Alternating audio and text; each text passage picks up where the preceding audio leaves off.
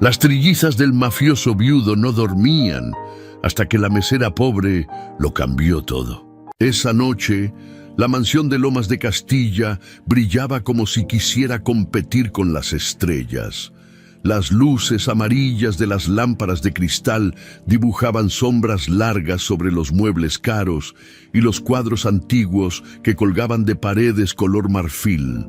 Afuera, coches importados llegaban uno tras otro, vomitando empresarios de traje y mujeres con vestidos que costaban más que 6 meses de renta en el barrio. Adentro, las copas de champán tintineaban como campanas falsas, mientras risas ensayadas llenaban el aire perfumado. Lucía Hernández apenas tenía tiempo de respirar. Iba de un lado para otro con su uniforme rojo, cargando charolas plateadas llenas de canapés que ni siquiera sabía pronunciar. Sus zapatos negros, ya desgastados de tanto caminar en otros trabajos, le apretaban los pies. Pero no podía quejarse. Este trabajo le pagaría suficiente para cubrir 2 meses de renta atrasada en el departamento del barrio La Esperanza. Ese lugar donde las paredes tenían grietas y el olor a aceite viejo de las fritangas de la esquina nunca se iba del todo. «Oye tú, la del uniforme», le gritó una señora con collar de perlas y cejas pintadas demasiado altas. «Tráeme otra copa, pero que esté bien fría, ¿eh? La anterior parecía que la sacaron del sol». «Sí, señora, enseguida», respondió Lucía, bajando la mirada.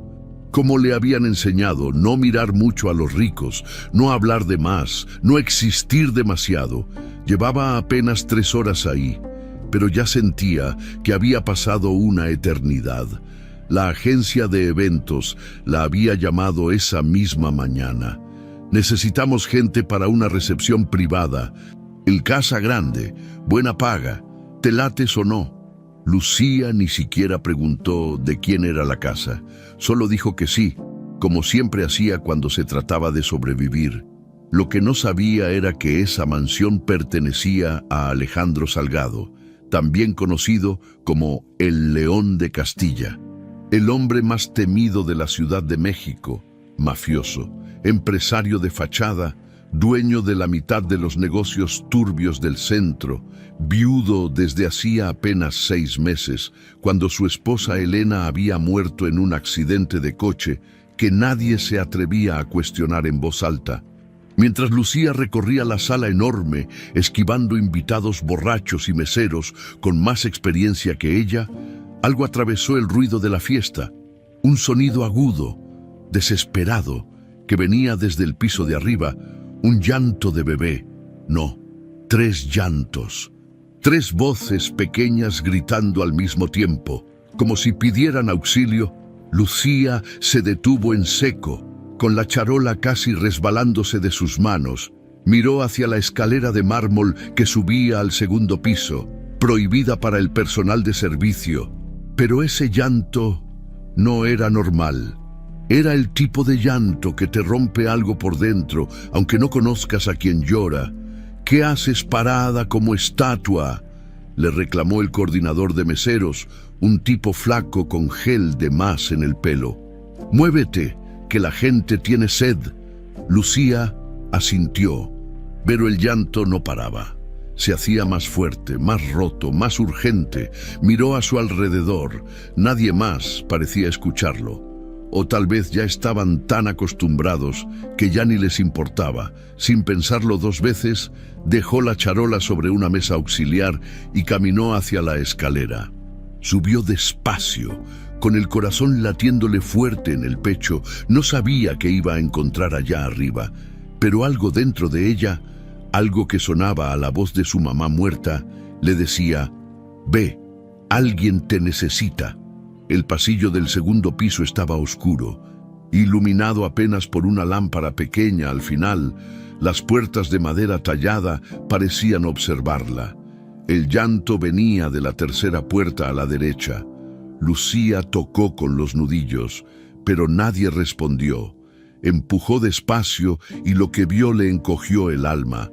3 cunitas blancas en medio de un cuarto enorme, decorado con ositos de peluche y móviles de colores que ya no giraban.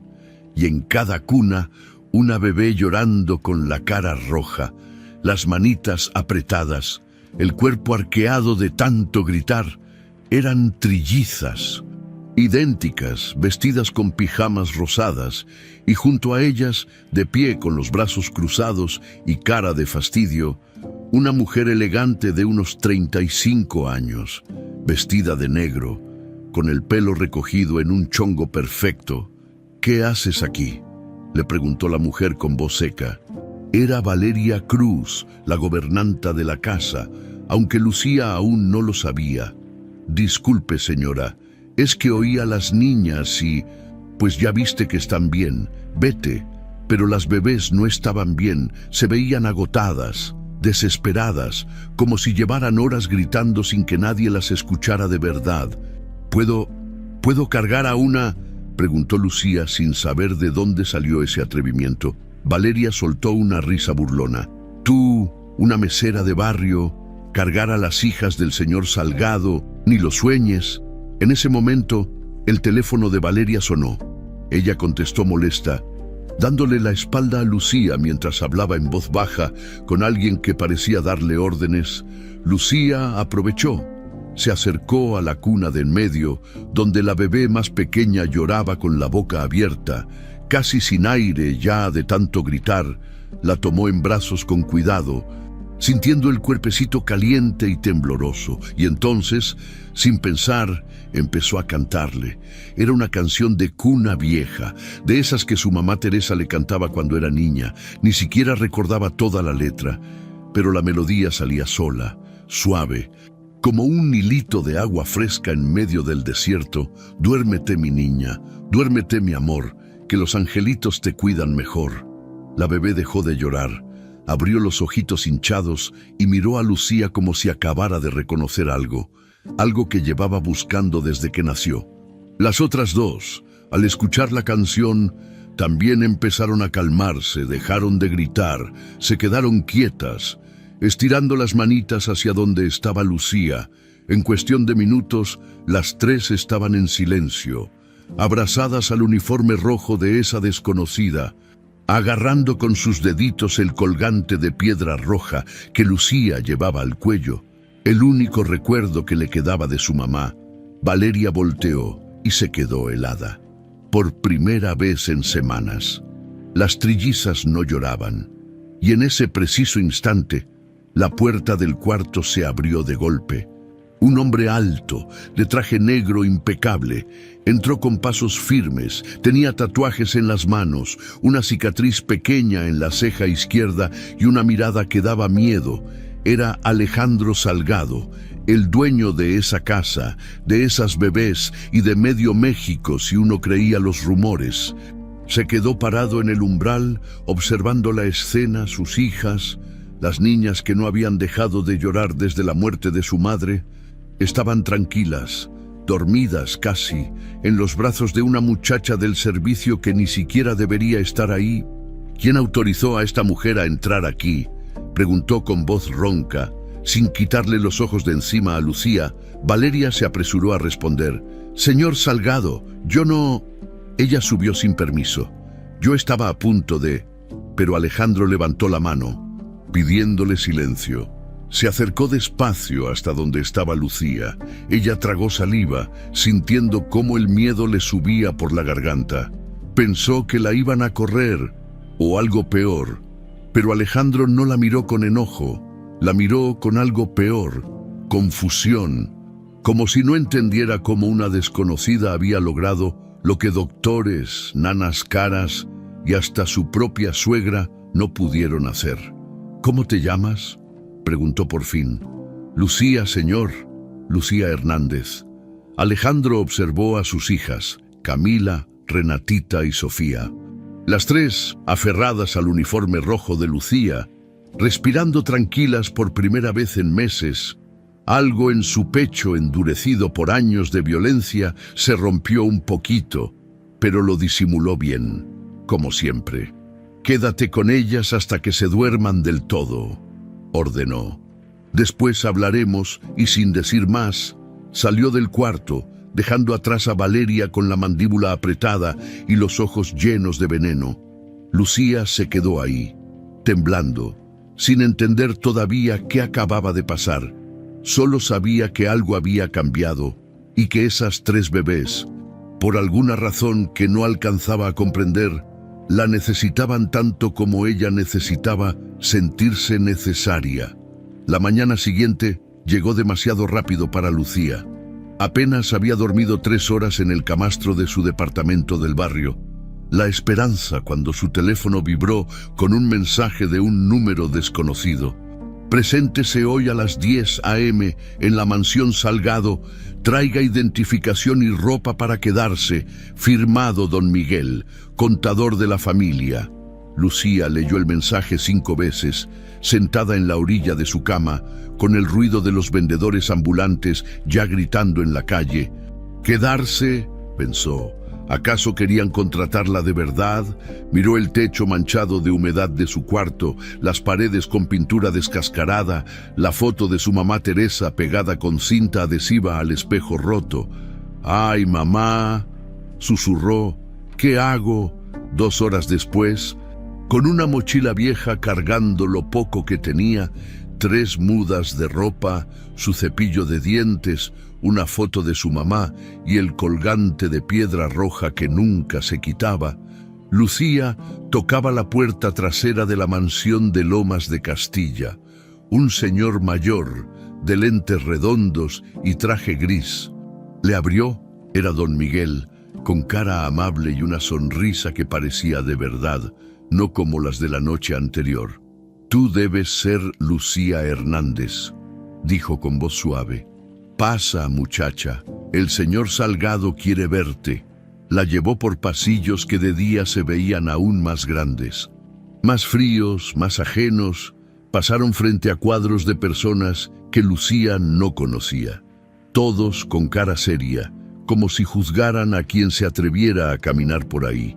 Finalmente, llegaron a un estudio con paredes de madera oscura, libreros enormes y un escritorio donde Alejandro Salgado revisaba papeles con el ceño fruncido. Alzó la vista cuando Lucía entró. Seguía siendo igual de imponente que la noche anterior, pero esta vez no traía traje, solo una camisa blanca arremangada que dejaba ver más tatuajes en los antebrazos. «Siéntate», ordenó, señalando una silla frente al escritorio. Lucía obedeció, con las manos sudando y el corazón latiendo como tambor de banda norteña. «Mis hijas no han dormido bien desde que murió su madre», dijo Alejandro sin rodeos. «Hemos tenido 7 nanas en 6 meses, ninguna duró más de 2 semanas. Las niñas lloran toda la noche, no comen bien, no dejan que nadie las toque, hasta que llegaste tú». Lucía tragó saliva. «Yo no sé qué hice, señor, solo les canté lo que mi mamá me cantaba a mí. Pues lo que sea que hayas hecho, funcionó».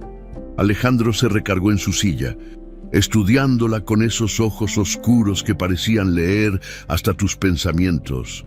«Te voy a contratar como cuidadora temporal de las niñas. Te quedas aquí en la mansión de lunes a viernes. Los fines de semana puedes regresar a tu casa. Te pagaré el triple de lo que gana una niñera normal. Más comida y cuarto. ¿Aceptas?».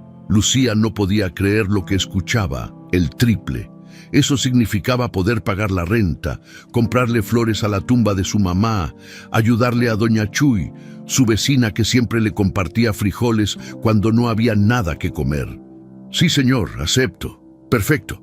Don Miguel te mostrará tu cuarto. Empiezas ahora mismo». Y así, sin más, Lucía pasó de servir mesas en fondas mugrosas a vivir en una mansión con candelabros de cristal y sábanas que olían a lavanda cara. Pero no todo era color de rosa. Su cuarto estaba en el 3er piso, lejos del cuarto de las niñas, pequeño y con una ventana que daba a la pared del edificio de junto. Nada lujoso, pero 1000 veces mejor que su departamento del barrio. Don Miguel le explicó las reglas. Nada de salir de la mansión sin permiso. Nada de usar el teléfono de la casa. Nada de hacer preguntas sobre los negocios del señor Salgado y, sobre todo, obedecer a Valeria Cruz, la gobernanta, en todo lo relacionado con la casa. Valeria, ahí estaba el problema. Desde el primer día, la mujer le hizo la vida imposible. Le cambiaba los horarios sin avisar. «Ay, Lucía, las niñas desayunan a las 7, no a las 8, no te avisé». Le escondía la comida. «Ay, perdón, pensé que ya habías comido. Es que tú no eres de la familia, ¿verdad?». Le hablaba con ese tonito dulce y venenoso que usan las víboras con vestido elegante. «Ay, mi niña, ¿segura que esa blusa es apropiada? Es que aquí acostumbramos cierto nivel, ¿me entiendes?». Y cuando Valeria no estaba, llegaba doña Estela Robles, la suegra de Alejandro, una señora de 60 y tantos años, con el pelo teñido de rubio, uñas largas pintadas de rojo sangre y una mirada que cortaba como navaja. «Así que tú eres la famosa muchachita del barrio», le dijo la primera vez que se vieron, mirándola de arriba abajo como si fuera basura. «Espero que entiendas tu lugar aquí. Tú no eres familia, eres personal de servicio, nada más». Lucía solo bajó la cabeza y dijo: «Sí, señora», aunque por dentro sintió como algo se le hacía nudo en el estómago. Pero cuando estaba con las trillizas, todo eso desaparecía. Camila, Renatita y Sofía eran 3 personitas chiquitas que apenas empezaban a gatear. Camila era la más inquieta, siempre queriendo salirse de su cuna. Renatita era la más tranquila, con unos ojitos enormes que te miraban como si entendiera todo. Y Sofía era la llorona, la que se asustaba con cualquier ruido fuerte. Pero cuando Lucía entraba al cuarto, las 3 se tranquilizaban, estiraban los bracitos hacia ella, agarraban su colgante de piedra roja, se quedaban dormidas, escuchando esa canción de cuna vieja que parecía tener algún poder mágico. «¿Por qué hacen eso?», preguntó Lucía una tarde, hablándole a las bebés como si pudieran responder. «Porque yo no soy nadie especial», pero las niñas solo la miraban, como si supieran algo que ella todavía no. Los días pasaban en una rutina extraña. Por las mañanas, Lucía bañaba a las trillizas, les daba papilla, jugaba con ellas en el cuarto enorme lleno de juguetes que nadie más usaba. Por las tardes, las sacaba al jardín para que les diera el sol, mientras los guardias de traje negro la vigilaban desde lejos con cara de pocos amigos. Por las noches, les cantaba hasta que se quedaban dormidas, y solo entonces podía descansar.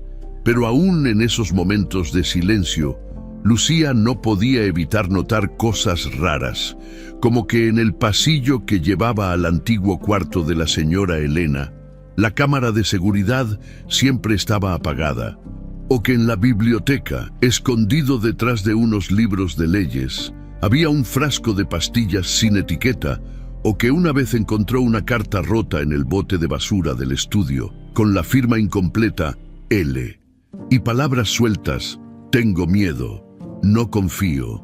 Las niñas. Lucía no le contó a nadie lo que veía.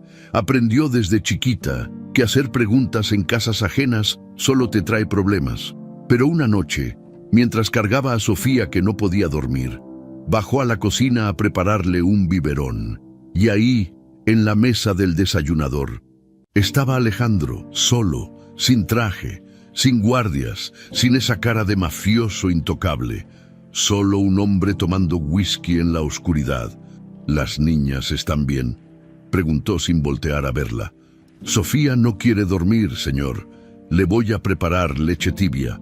Alejandro asintió. Lucía podía sentir su mirada siguiéndola mientras preparaba el biberón. El silencio era pesado, incómodo. «Mi esposa también les cantaba», dijo de pronto. «Pero no era esa canción, era otra. Nunca la aprendí». Lucía no supo qué responder. Solo siguió calentando la leche. «¿Tú de dónde sacaste esa canción?».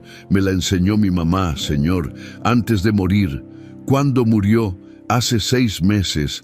Alejandro levantó la vista, frunciendo el ceño.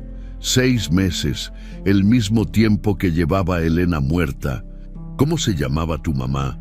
Teresa Hernández. Era enfermera. Algo cambió en la cara de Alejandro, algo que Lucía no supo interpretar.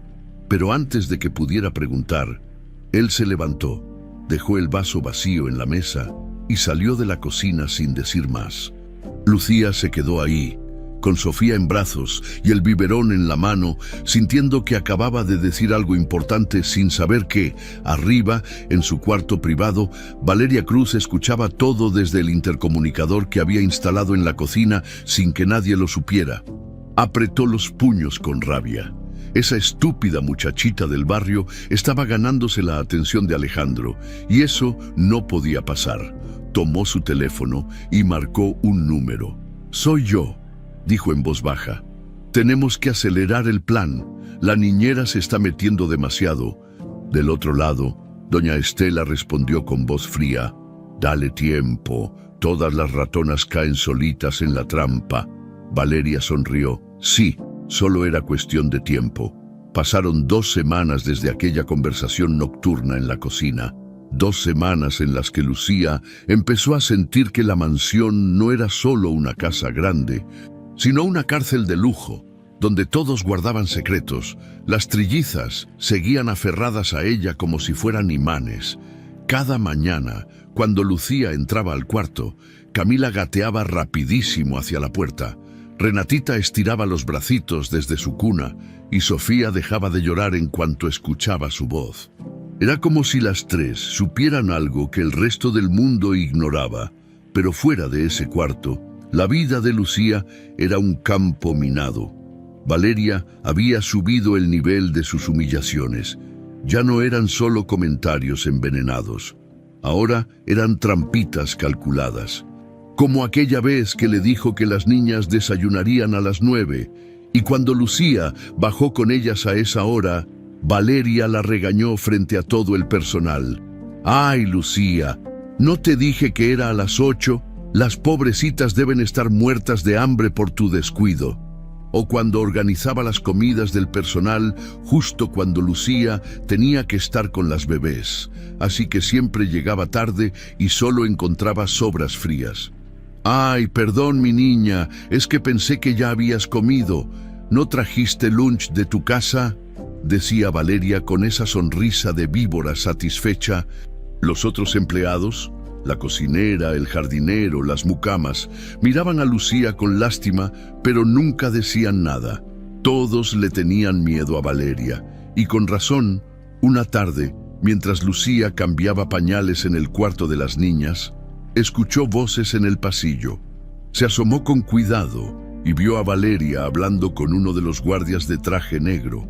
«Si ves que la muchachita anda husmeando donde no debe, me avisas de volada», decía Valeria en voz baja.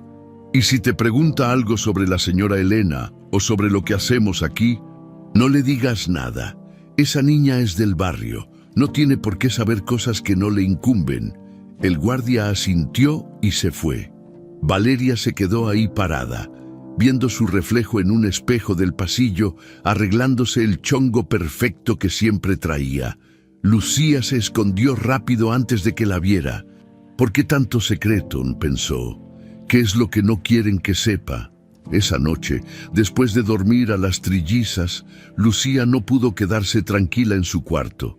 Algo la jalaba, como un imán invisible. Bajó al 2º piso con pasos suaves. Descalza para no hacer ruido, el pasillo estaba oscuro, iluminado apenas por las luces de emergencia. Se detuvo frente a una puerta cerrada. Tenía una plaquita dorada que decía «Recámara principal». Era el cuarto donde había vivido la señora Elena antes de morir.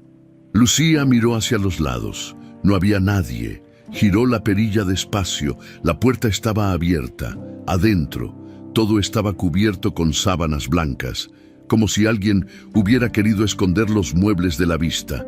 Olía a encerrado, a polvo, a tristeza vieja. Lucía entró sin hacer ruido y caminó entre las sombras. Había una cama enorme, un tocador con espejo, un librero con novelas románticas, y en el buró de noche, escondido debajo de una revista de decoración, encontró algo, un pedazo de papel roto. Era parte de una carta escrita a mano, con letra elegante pero temblorosa. Ya no sé en quién confiar, siento que me vigilan todo el tiempo. Valeria dice que es por mi seguridad, pero yo sé que miente, y mi propia mamá me ve con esos ojos fríos, como si yo fuera un estorbo. Alejandro está tan metido en sus negocios que no ve lo que pasa dentro de su propia casa. Tengo miedo por mis bebés, miedo por mí. Si algo me pasa, alguien tiene que saber que yo no quería irme, que yo quería ver crecer a mis niñas, que alguien me está empujando hacia... Ahí terminaba. El resto del papel estaba arrancado. Lucía sintió cómo se le erizaba la piel. Elena había tenido miedo dentro de su propia casa, miedo de Valeria, miedo de su propia mamá. Y si no fue un accidente, pensó Lucía, aunque la sola idea le daba terror. Guardó el pedazo de carta doblado en el bolsillo de su pants y salió del cuarto tan rápido como pudo. Su corazón latía tan fuerte que sentía que todos en la casa podían escucharlo. Pero alguien sí la había visto, desde la ventana de su cuarto en el ala este de la mansión. Alejandro observaba el pasillo del segundo piso a través de las cámaras de seguridad que solo él controlaba. Vio a Lucía salir del cuarto de Elena con cara de susto, apretando algo en la mano. Frunció el ceño. ¿Qué había encontrado? Al día siguiente, doña Estela llegó a la mansión como siempre hacía los jueves. Traía su bolsa de piel cara, sus lentes de sol enormes y su perfume que apestaba a flores muertas. Entró como si fuera dueña del lugar, sin tocar la puerta, seguida por Valeria, que le cargaba las bolsas de compras. ¿Dónde están mis nietas?, preguntó con esa voz mandona que no aceptaba un no por respuesta. «Arriba con la niñera, señora Estela», respondió don Miguel desde el comedor donde revisaba facturas. Doña Estela subió las escaleras con Valeria pisándole los talones. Entraron al cuarto de las trillizas sin tocar. Lucía estaba sentada en el suelo jugando con las niñas, haciéndolas reír con una pelota de colores. «Buenos días, señora», saludó Lucía, levantándose rápido, limpiándose las manos en los jeans. Doña Estela ni siquiera la miró. Se agachó para cargar a Camila, pero la bebé empezó a llorar y a estirar los brazos hacia Lucía. Lo mismo pasó con Renatita y Sofía. Las tres rechazaban a su abuela. «Ay, pero qué maleducadas están estas niñas», dijo Estela soltando a Camila con desprecio.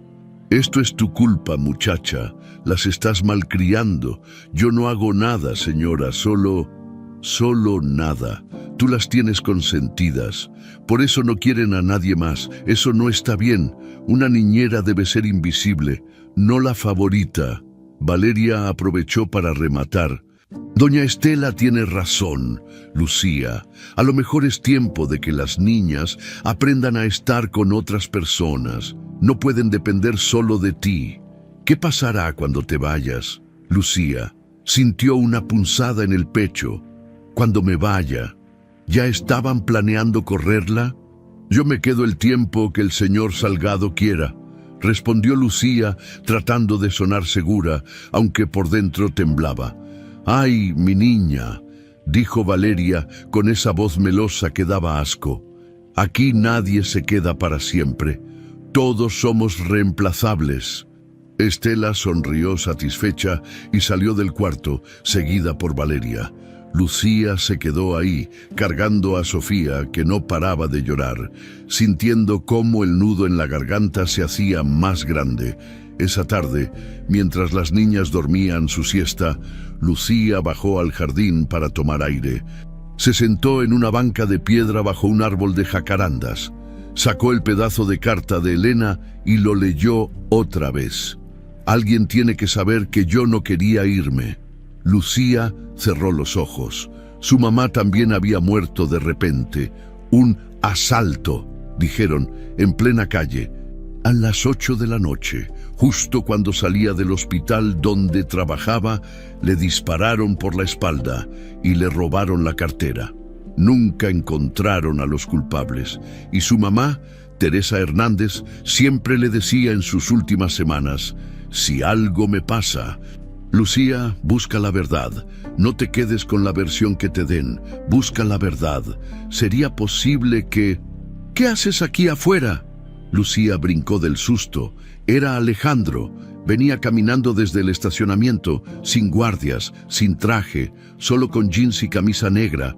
Se veía cansado, ojeras profundas, barba de 2 días. Nada, señor, solo tomaba aire. Alejandro se sentó en la banca a su lado, sin pedir permiso. Lucía se puso tensa. Don Miguel me dice que Valeria anda diciéndole a todo mundo que tú malcrías a las niñas, dijo Alejandro mirando al frente. Yo solo hago mi trabajo, señor, lo sé. Alejandro la miró de reojo. Y por eso le dije a don Miguel que te aumente el sueldo. Estás haciendo algo que nadie más pudo. Lucía no supo qué decir. Alejandro sacó una cajetilla de cigarros, pero no la abrió. Solo la giró entre sus dedos tatuados. Mi esposa murió hace 6 meses, dijo de pronto. Accidente de coche, salió de la casa en la tarde, iba al súper. Un tráiler se pasó el alto y le dio de frente. Murió al instante. Lucía sintió cómo el corazón se le apretaba. Lo siento mucho, señor. Todos dicen que fue mala suerte. Alejandro apretó la cajetilla hasta arrugarla. Pero yo sé que en mi mundo la mala suerte no existe. Todo tiene un porqué. Se quedaron callados. El viento movía las hojas de las jacarandas.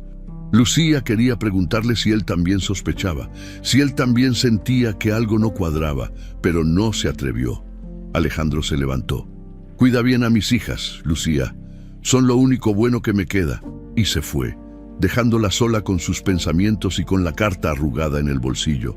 Esa noche, Lucía no pudo dormir y no fue la única. En su cuarto, Valeria escribía un mensaje. Ya casi es tiempo. La niña sabe demasiado. La respuesta de Estela llegó segundos después. Paciencia. Ya tengo el plan perfecto. Los días siguientes fueron extraños. Lucía empezó a notar cosas que antes le pasaban desapercibidas. Pequeños detalles que uno por uno no significaban nada, pero juntos formaban un rompecabezas inquietante, como que cada vez que ella salía del cuarto de las trillizas, alguien había movido sus cosas. Nada importante, solo detalles: su cepillo de dientes cambiado de lugar, su almohada volteada, la foto de su mamá que siempre dejaba sobre el buró, ahora estaba dentro del cajón, o como aquella tarde en que bajó a la cocina y escuchó a Valeria hablando por teléfono en el pasillo de servicio, con voz bajita, casi susurrando: no te preocupes, todo está saliendo como planeamos, la niña no sospecha nada todavía. Lucía se escondió detrás de la puerta y aguantó la respiración. ¿De qué niña hablaban? De ella, de las trillizas. Valeria siguió hablando. Solo necesitamos un poco más de tiempo. Ya casi la tenemos donde queremos. Es cuestión de días. Cuando Valeria colgó y se fue, Lucía salió de su escondite con el corazón latiéndole tan fuerte que sentía que se le iba a salir del pecho. Esa noche, mientras bañaba a las trillizas, notó algo diferente en ellas. Las 3 no le quitaban los ojos de encima a su colgante de piedra roja. Camila estiraba las manitas tratando de agarrarlo. Renatita lo miraba fijamente como si pudiera ver algo adentro de la piedra. Y Sofía, la más chillona, se calmaba en cuanto Lucía se lo acercaba. ¿Qué tiene este colgante que tanto les gusta, les preguntó Lucía mientras las secaba con toallas suavecitas. Era de mi mamá. Es lo único que me dejó antes de irse. Camila apretó el colgante con su manita y soltó un ruidito. Como si estuviera tratando de decir algo, Lucía sintió un escalofrío. Recordó las últimas palabras de su mamá, acostada en la cama del hospital después del asalto. Tenía los ojos vidriosos por la fiebre, la respiración entrecortada. Le había agarrado la mano con fuerza y le había dicho: Lucía, escúchame bien, este colgante. Tu abuela me lo dio cuando tú naciste. Dijo que era para protegerte. Nunca te lo quites. ¿Me oyes? Nunca. Y si algún día conoces a unas niñitas que también lo reconocen, cuídalas. Protégelas como yo no pude proteger a... Ahí se había quedado dormida y nunca despertó. Lucía nunca entendió esa última frase. ¿A quién no pudo proteger su mamá?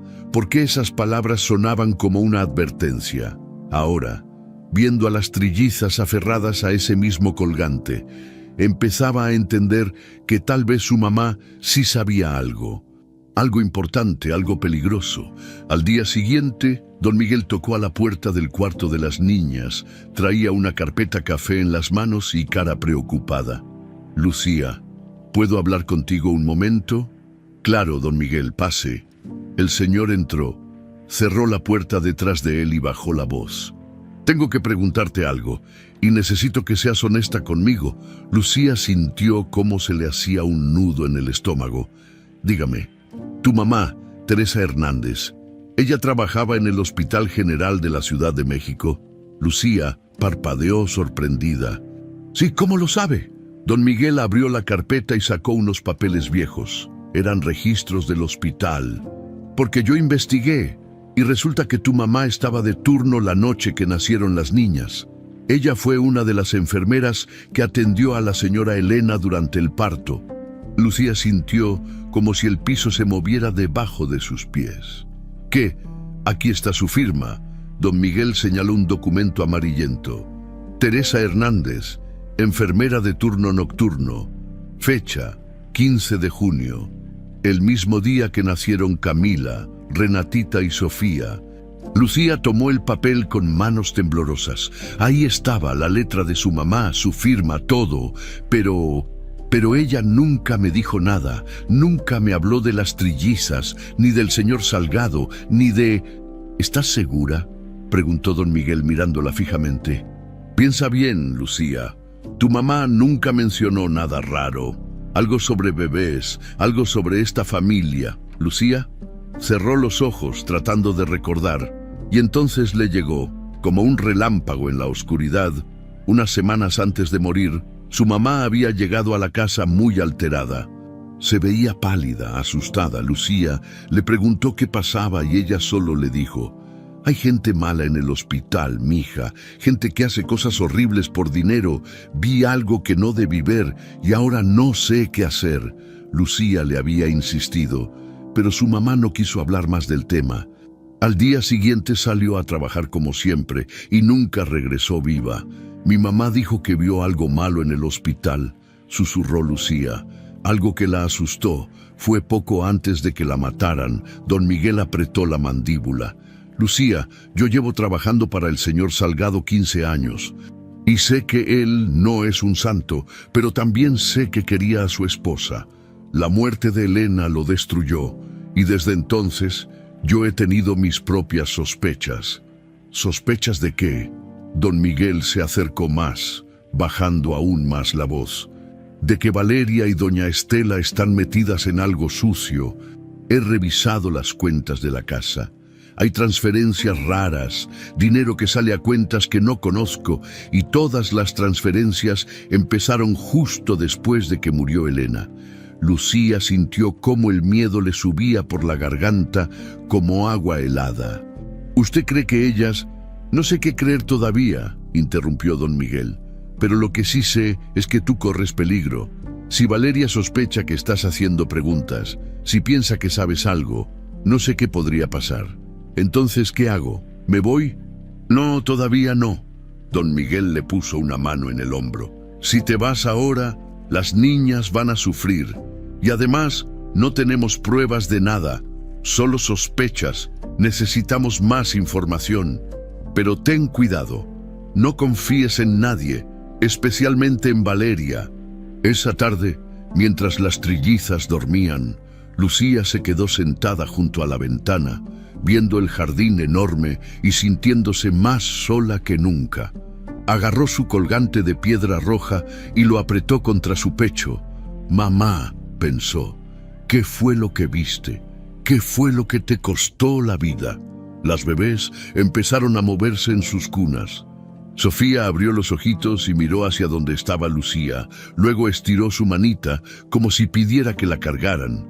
Lucía se levantó, la tomó en brazos y empezó a cantarle bajito: Duérmete, mi niña, duérmete, mi amor. Sofía agarró el colgante con fuerza y se quedó mirándolo.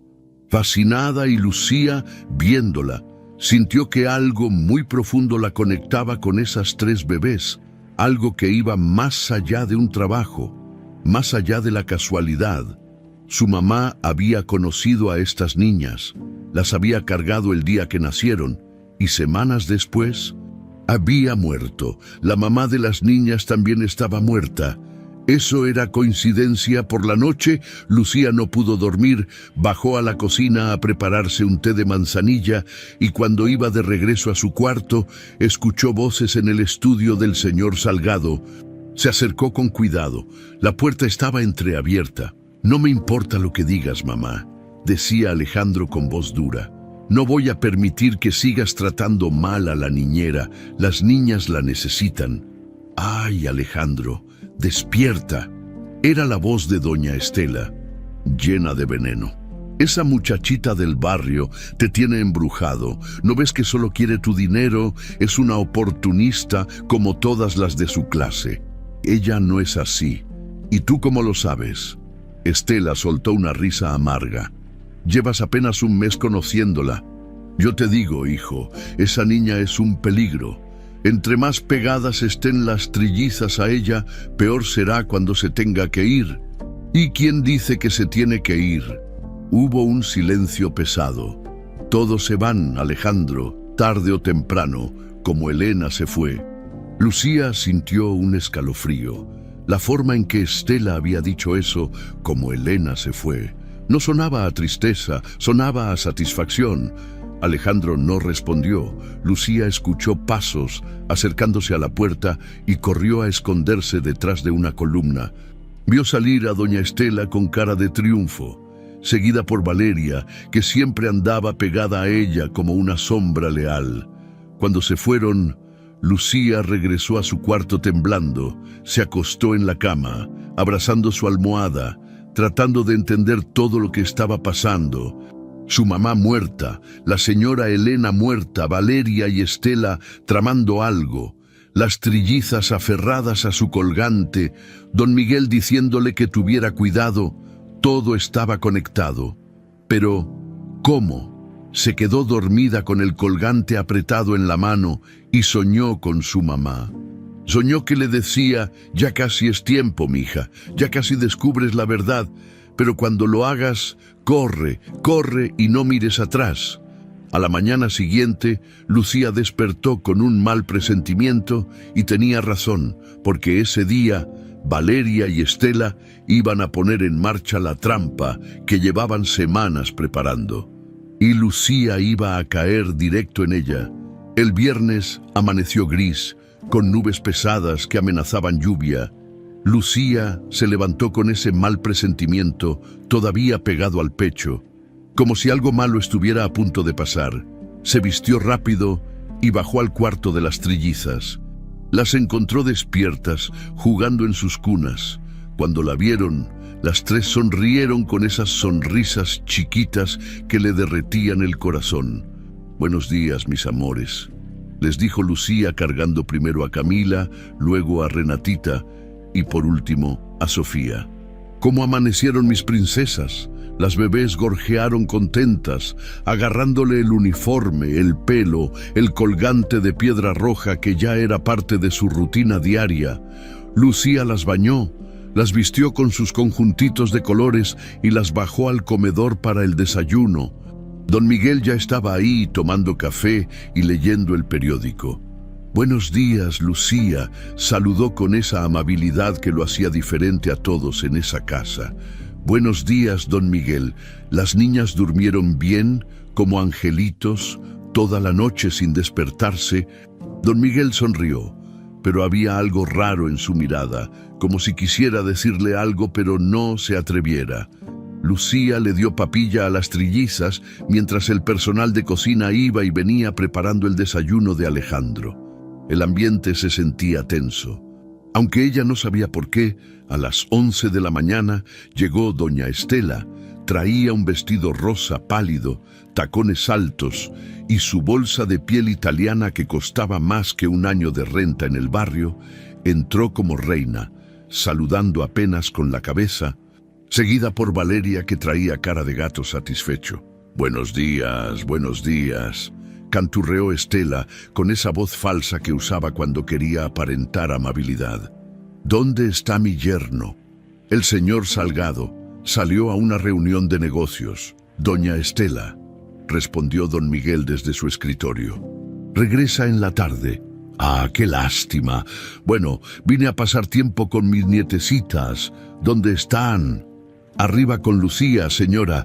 Estela subió las escaleras con Valeria pisándole los talones. Lucía, que estaba jugando en el suelo con las niñas, se levantó rápido cuando las vio entrar. Buenas tardes, doña Estela. Ay, mi niña, qué formal. Estela le dio 2 besos al aire cerca de las mejillas. Déjame ver a mis amores.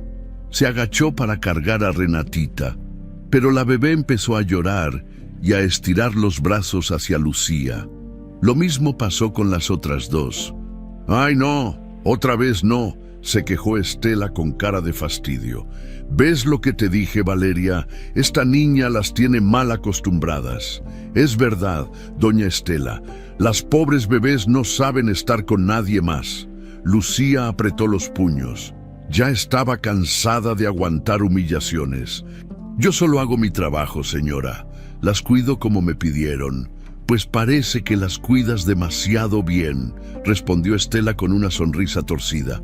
En fin, Valeria y yo venimos a revisar el inventario de joyas familiares. Vamos a sacar algunas piezas para limpiar. Tú quédate aquí con las niñas, ¿sí? Sí, señora. Estela y Valeria salieron del cuarto. Lucía las escuchó caminar por el pasillo, entrando y saliendo de habitaciones. Estuvieron así como 1 hora, hablando en voz baja, riendo de vez en cuando. Lucía no les prestó mucha atención. Estaba ocupada jugando con las trillizas, enseñándoles a apilar cubos de colores. A eso de las 2 de la tarde, Valeria tocó a la puerta. Lucía, las niñas ya deben tener hambre. Baja a la cocina por su comida. ¿Sí? Yo me quedo con ellas un ratito. Lucía dudó. No le gustaba dejar a las bebés con Valeria, pero tampoco podía negarse sin parecer grosera. Está bien, regreso en 5 minutos. Bajó a la cocina. La cocinera, doña Lupe, una señora gordita de cara amable, ya tenía las papillas listas. Aquí están, mija, una de verduras y otra de frutas. Gracias, doña Lupe. Lucía agarró las papillas y los biberones, pero cuando iba a subir se dio cuenta de que había olvidado las cucharitas especiales de las niñas. Regresó a buscarlas.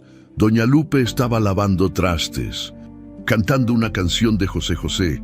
Doña Lupe vio las cucharas de las bebés. ¡Ay, sí, mija! Están en el escurridor. Lucía las tomó y volvió a subir, pero cuando llegó al cuarto de las trillizas, encontró algo que la heló. Valeria ya no estaba ahí. Las niñas estaban solas en sus cunas, llorando, y sobre el cambiador estaba la bolsa de Lucía, abierta, con todas sus cosas tiradas. Que, antes de que pudiera reaccionar, escuchó gritos desde el pasillo. Salió corriendo y encontró a Valeria, Estela y don Miguel, parados frente al cuarto principal. Valeria tenía la mano en el pecho, como si estuviera en shock. «¡No lo puedo creer!», gritaba Estela. «¡En mi propia casa!». «¿Qué pasa?», preguntó Lucía acercándose. Valeria la señaló con el dedo, con cara de actriz de teatro. Tú eres una ladrona. ¿Qué? ¿De qué habla? Mi broche de diamantes», chilló Estela. «Mi broche que me regaló mi difunto esposo. Desapareció y sabemos quién lo tiene». Don Miguel miraba la escena con el ceño fruncido. «Han confundido. Doña Estela, cálmese. No podemos acusar a nadie sin pruebas». «¿Pruebas?», Valeria soltó una risa histérica. «Yo misma la vi husmeando por los cuartos hace 2 días. Y hoy, justo cuando estábamos revisando las joyas, ella andaba dando vueltas por toda la casa». «¡Eso es mentira!», gritó Lucía. «Yo solo fui a la cocina a buscar la comida de las niñas». «Ah, sí», Estela la miró con odio puro. «Entonces no te molestará que revisemos tus cosas». ¿verdad? Lucía sintió cómo se le iba la sangre de la cara. Yo no tengo nada. Revisen lo que quieran. Estela y Valeria subieron de volada al cuarto de las trillizas. Lucía las siguió, con las manos temblándole. Don Miguel también subió, con cara cada vez más preocupada. Entraron al cuarto. Valeria fue directo a la bolsa de Lucía, la que había estado abierta y tirada sobre el cambiador. «Aquí está su bolsa», dijo Valeria con voz triunfal. «Vamos a ver qué hay adentro». Metió la mano y empezó a sacar cosas. Ropa, la foto de su mamá, el cepillo de dientes, y entonces, del fondo, sacó algo envuelto en un pañuelo blanco, lo desenvolvió lentamente, como si ya supiera lo que iba a encontrar, y ahí estaba, un broche de oro con diamantes incrustados, brillante, caro, imposible de confundir. «Ahí está», gritó Estela, «mi broche». Dentro de su bolsa Lucía sintió que el mundo se le venía encima. «No, no, eso no es mío, yo no lo puse ahí. ¿Alguien qué?», la interrumpió Valeria. «¿Alguien te lo plantó? ¡Ay, por favor! Eres una ladrona de barrio y punto». «Yo no soy ladrona». «Claro que sí». Estela estaba roja de la rabia. «Viniste a esta casa a robarnos, a aprovecharte de la confianza de mi yerno». Don Miguel intervino. «Doña Estela, con todo respeto, esto es muy extraño. Yo conozco a Lucía, ella no. Tú no conoces nada», le gritó Estela. «Esta niña es una ratera y voy a llamar a la policía ahora mismo». «No». Lucía sentía las lágrimas quemándole los ojos. «Yo no hice nada. Se los juro. Alguien puso eso ahí. Sí, claro». Valeria cruzó los brazos. «Siempre es la misma historia. Yo no fui. Pues qué casualidad que el broche apareció justo en tu bolsa, ¿no?». En ese momento, las trillizas empezaron a llorar, las tres al mismo tiempo, como si sintieran el peligro. Lucía quiso acercarse a ellas, pero Valeria la detuvo. «Ni te atrevas a tocar a esas niñas. Ya hiciste suficiente daño». Lucía se quedó paralizada. Las bebés gritaban, estirando los bracitos hacia ella, con las caritas rojas de tanto llorar. Y ella no podía hacer nada. Estela sacó su teléfono y marcó un número. Lucía pensó que iba a llamar a la policía, pero en vez de eso, llamó a Alejandro. «Hijo, tienes que regresar a la casa ahora mismo. Hay una emergencia». 20 minutos después, Alejandro llegó, entró al cuarto con cara de preocupación. Don Miguel le explicó rápido lo que había pasado.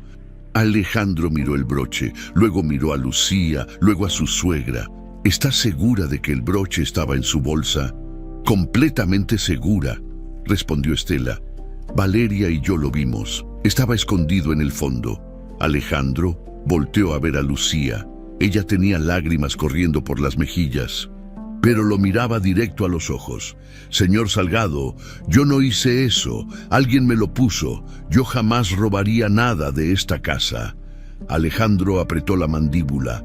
Lucía vio en sus ojos algo que le dolió más que cualquier insulto: duda.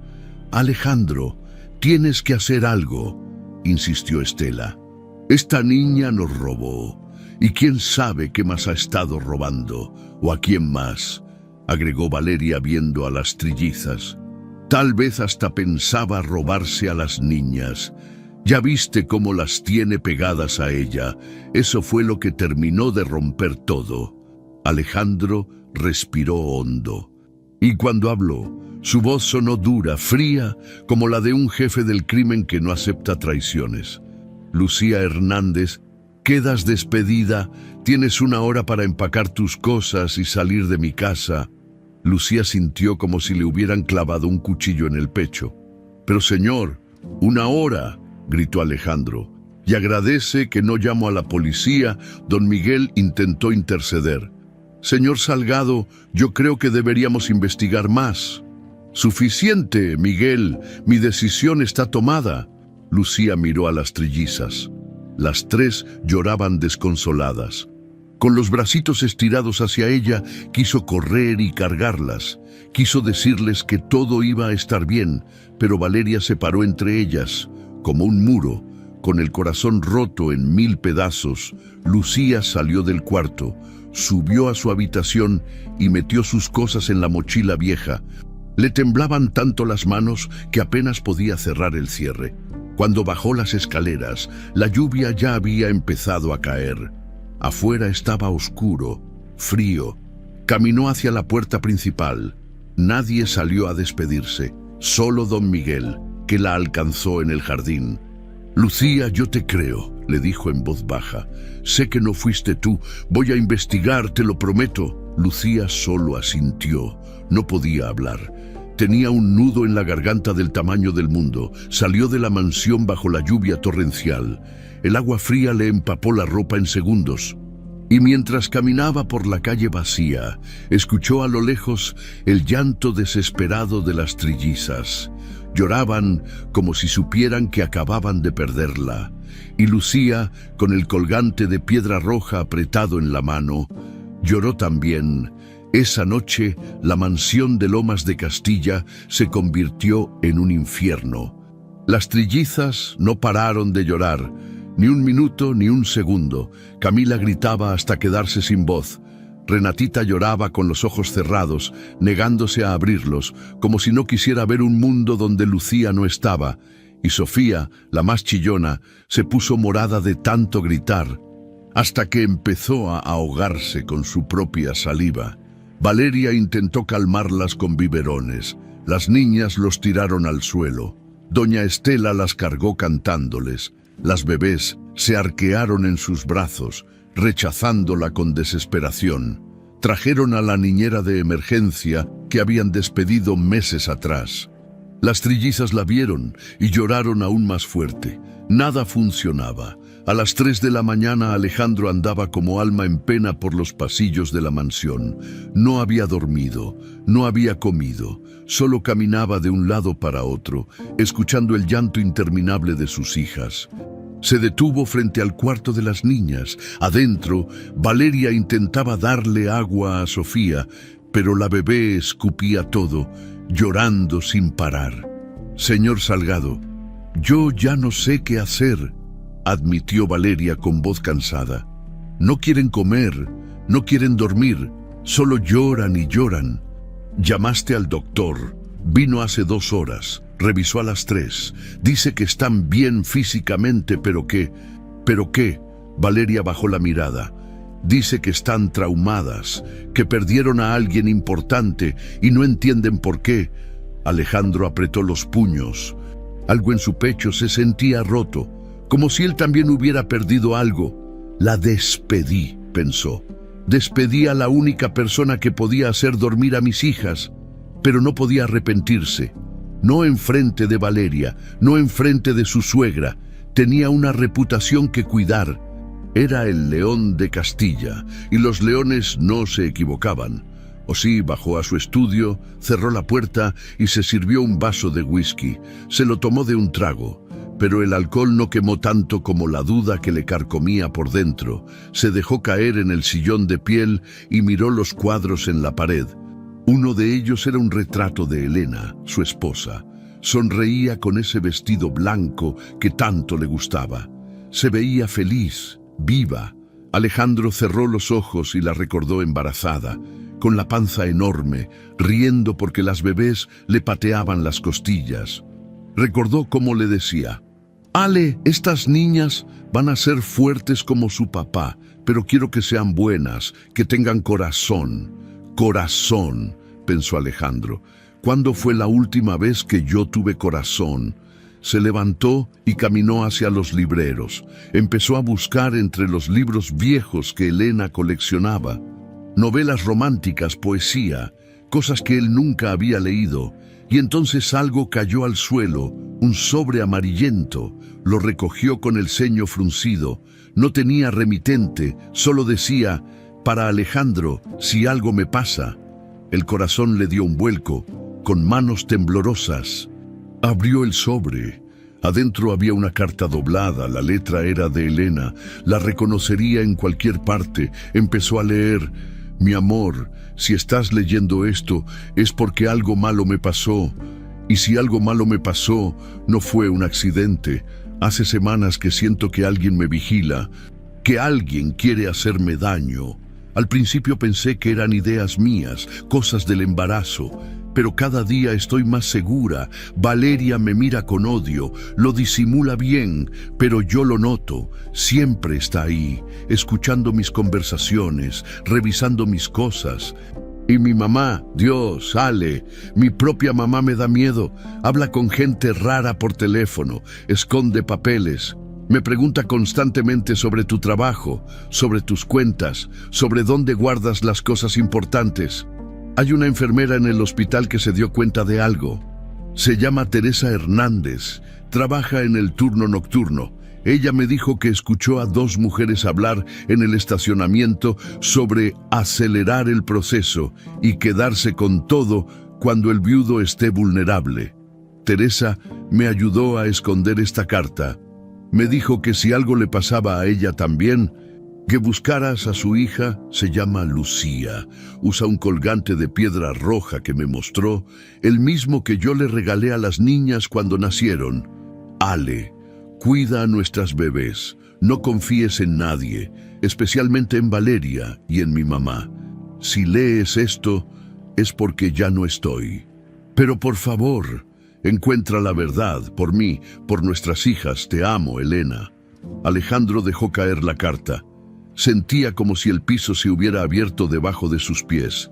Elena sabía que la iban a matar, y él no hizo nada para protegerla. Y Teresa Hernández, la mamá de Lucía, la enfermera que trató de ayudar a su esposa.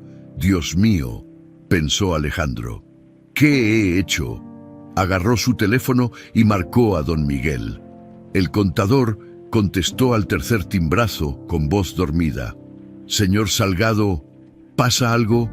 Miguel, necesito que investigues algo. Ahora, no me importa que sea de madrugada. Dígame.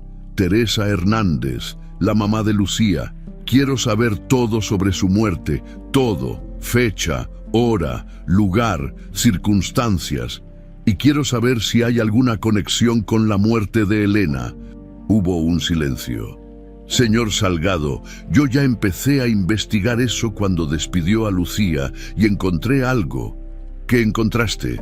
Teresa Hernández murió el 18 de junio, 3 días después de que nacieran las niñas. Oficialmente fue un asalto, pero hay inconsistencias en el reporte policial. Y la señora Elena murió el 25 de junio, una semana después. Las fechas están demasiado cerca. Alejandro sintió cómo la rabia le subía por la garganta, como lava hirviendo. Sigue investigando, busca todo lo que puedas. Grabaciones de seguridad del hospital, llamadas telefónicas, transferencias de dinero, todo. Ya lo estoy haciendo, señor, y hay algo más. ¿Qué? Encontré un pendrive escondido en el archivero del hospital. Estaba en una caja con el nombre de Teresa Hernández. Parece que ella lo dejó ahí antes de morir. ¿Qué hay en el pendrive? Una grabación de seguridad del estacionamiento del hospital. Fecha 15 de junio, el día que nacieron las niñas. Mándame esa grabación. Ahora. Se la mando en 1 minuto, señor. Alejandro colgó. Se sentó frente a su computadora con el corazón latiéndole como martillo. 1 minuto después recibió el archivo, lo abrió. La imagen era en blanco y negro, granulada, pero se veía claro. Era el estacionamiento del hospital, de noche, y ahí, bajo una luz amarilla, estaban 2 mujeres hablando con 2 hombres vestidos de negro. Alejandro reconoció a las mujeres de inmediato, Valeria y doña Estela. En la grabación, una de las mujeres, Estela, le entregaba un sobre a uno de los hombres. El hombre lo abrió, contó el dinero que había adentro y asintió. Luego dijo algo que Alejandro no podía escuchar, pero que logró leer en sus labios. Se hará la esposa y la enfermera. 2 semanas parecerán accidentes. Alejandro sintió como todo su mundo se derrumbaba. Su suegra, la madre de Elena, la abuela de sus hijas, había mandado matar a su propia hija, y a Teresa y Valeria. Valeria era su cómplice. Las manos le temblaban de la rabia. Quería agarrar su pistola y subir a acabar con las dos en ese mismo momento. Pero se obligó a respirar, a pensar. Si hacía eso, terminaría en la cárcel y sus hijas se quedarían solas. No tenía que ser más inteligente. Se levantó como rayo, subió las escaleras de 2 en 2, entró al cuarto de las niñas. Valeria seguía ahí, con cara de cansancio, cargando a Sofía que seguía llorando. Valeria, vete a dormir, yo me encargo. Valeria lo miró sorprendida. ¿Usted, señor? Sí, yo, vete. Valeria le pasó a Sofía y salió del cuarto. Alejandro cerró la puerta con seguro. Se quedó ahí, cargando a su hija que lloraba sin parar, con las otras dos gritando en sus cunas, y por primera vez en años, Alejandro Salgado, el león de Castilla, el hombre más temido de México, se permitió llorar. Lloró por Elena, lloró por Teresa, lloró por Lucía, a quien había despedido injustamente, y lloró por sus hijas, que habían perdido a la única persona que podía hacerlas sentir seguras. Perdón, les susurró a las bebés. Perdón por ser tan estúpido, pero papá va a arreglar esto, se los prometo. Las niñas siguieron llorando, pero algo en la voz de su padre las hizo calmarse un poquito. Alejandro las cargó a las 3. Era casi imposible, pero lo hizo. Las apretó contra su pecho y les cantó. No sabía canciones de cuna, así que les cantó lo primero que se le vino a la mente, una ranchera vieja que su propia mamá le cantaba cuando era niño. No funcionó tan bien como la canción de Lucía, pero fue suficiente para que las bebés dejaran de gritar. Ahora solo gemían bajito, agotadas. Alejandro las acostó en sus cunas y se quedó ahí, sentado en el suelo entre las 3, vigilándolas. Y ahí, en la oscuridad, tomó una decisión.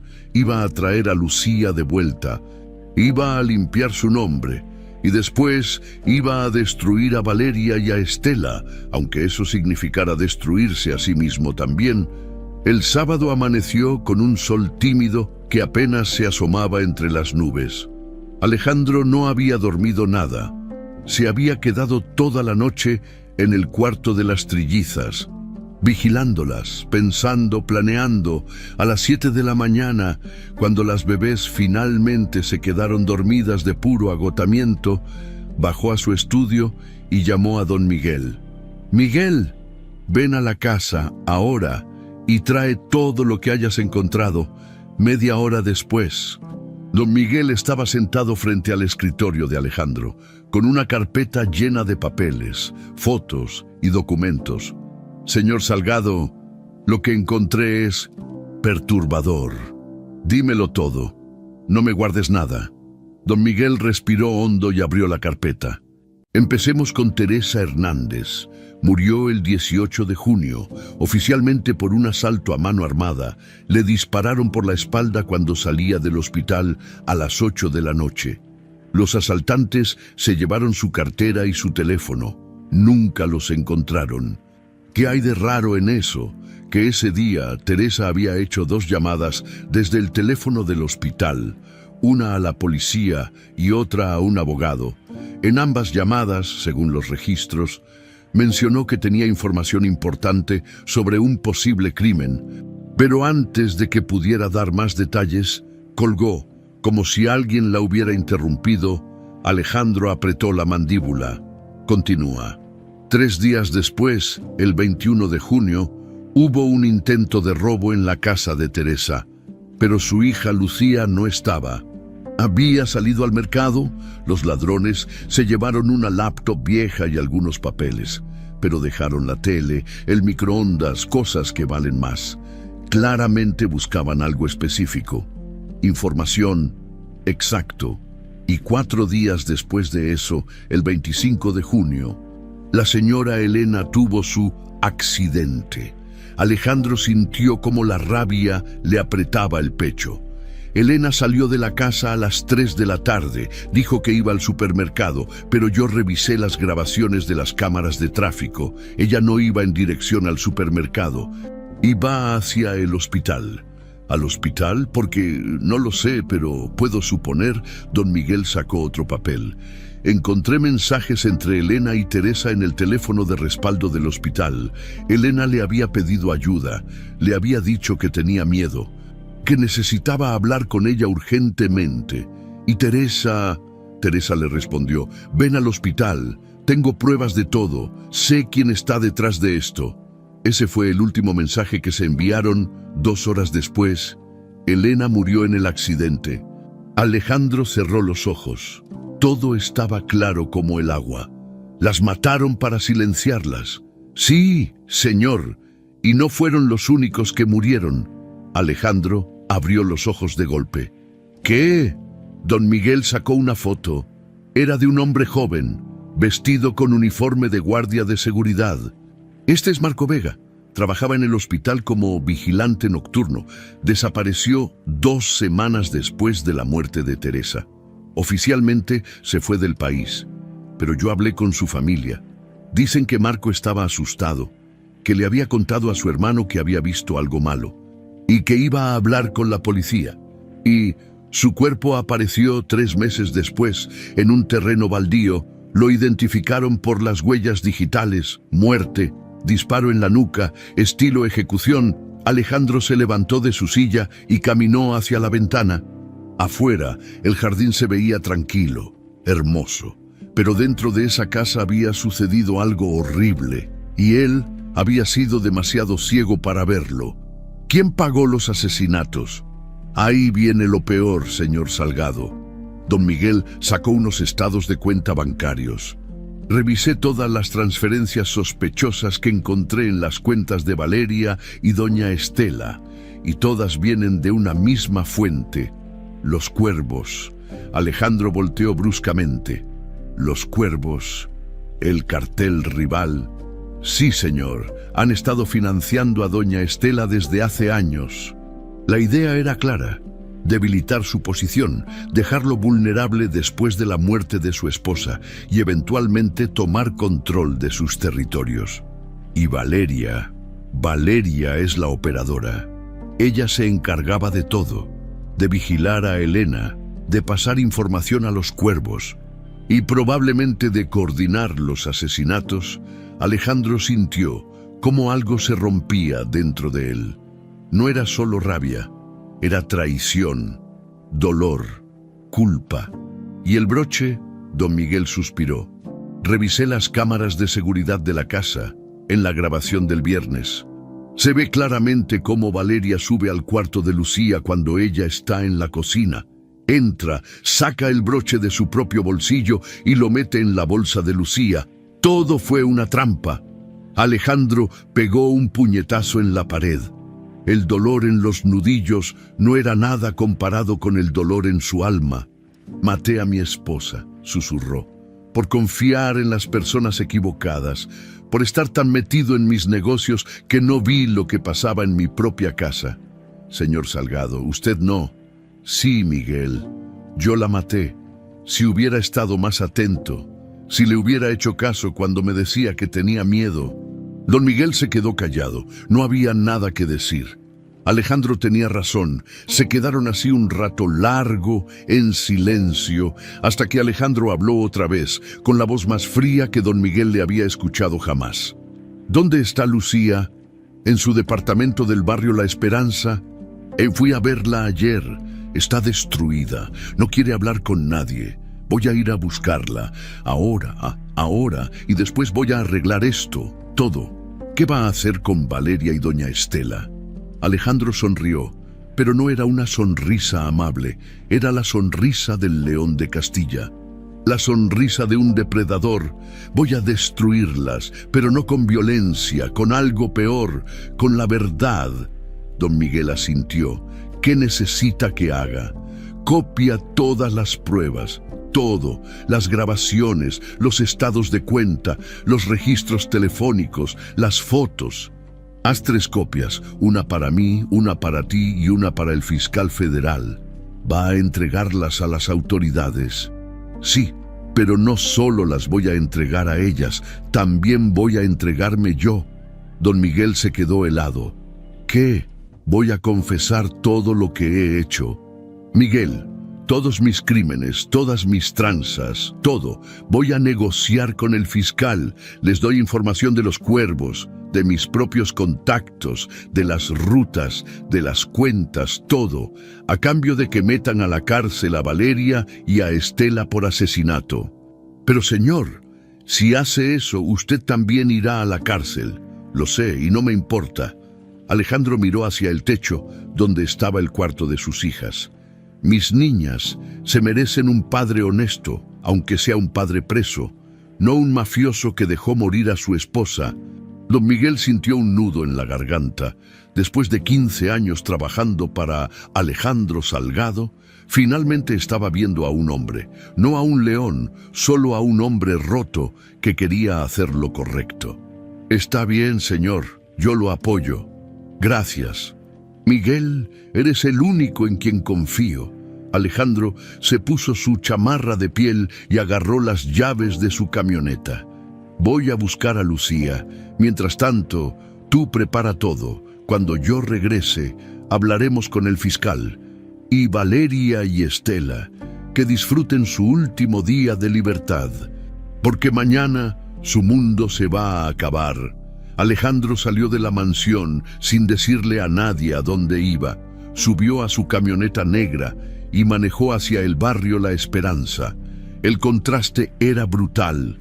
De las calles limpias y tranquilas de Lomas de Castilla, pasó a las calles llenas de baches, puestos de tacos, vendedores ambulantes y niños jugando fútbol con una pelota medio desinflada.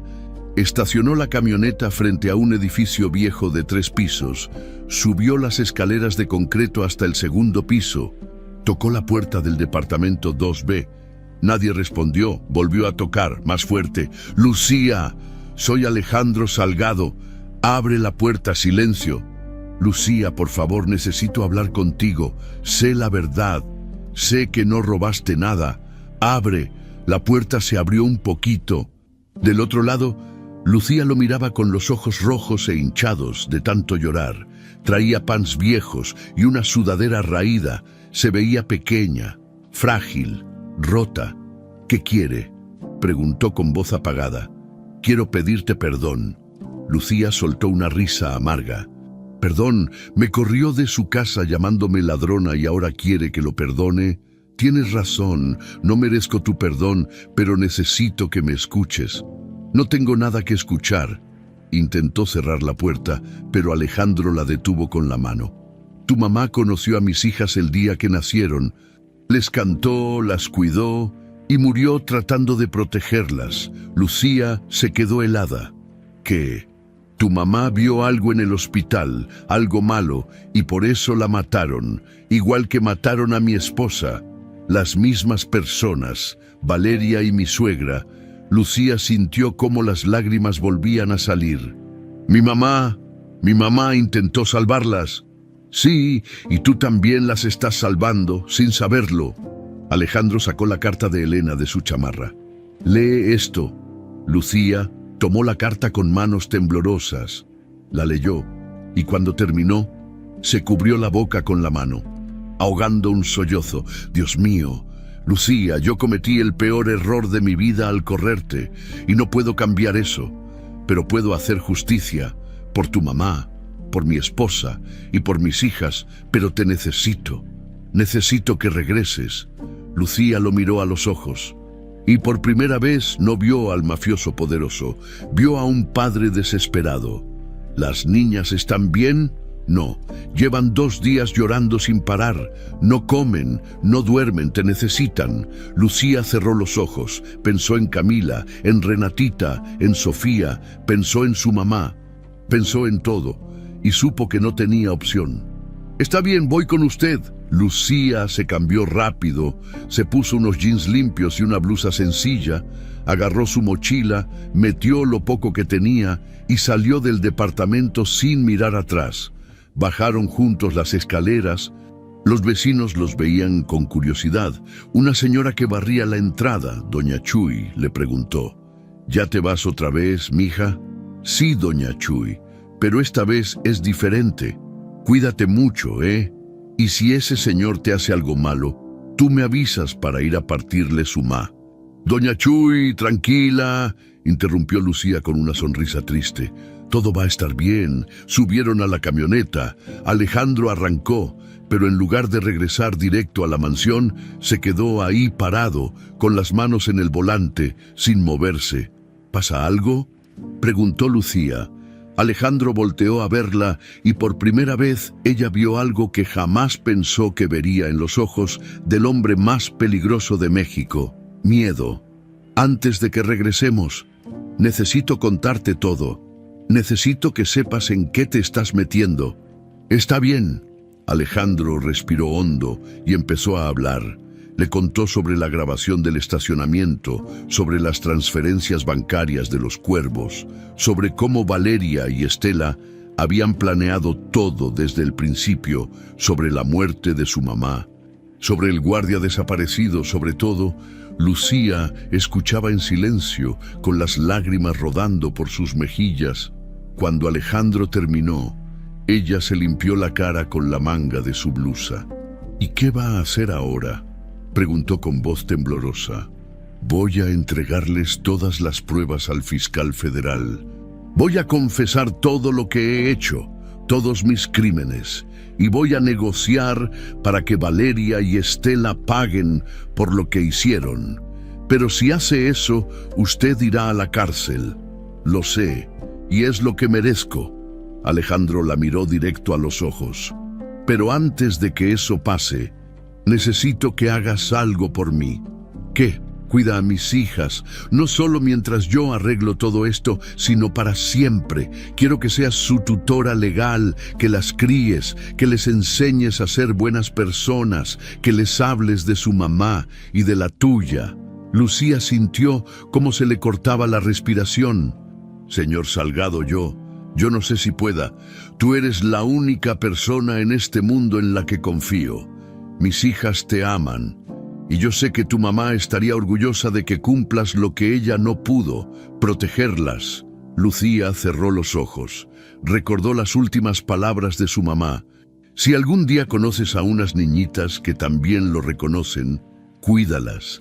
Era como si todo hubiera estado planeado desde el principio.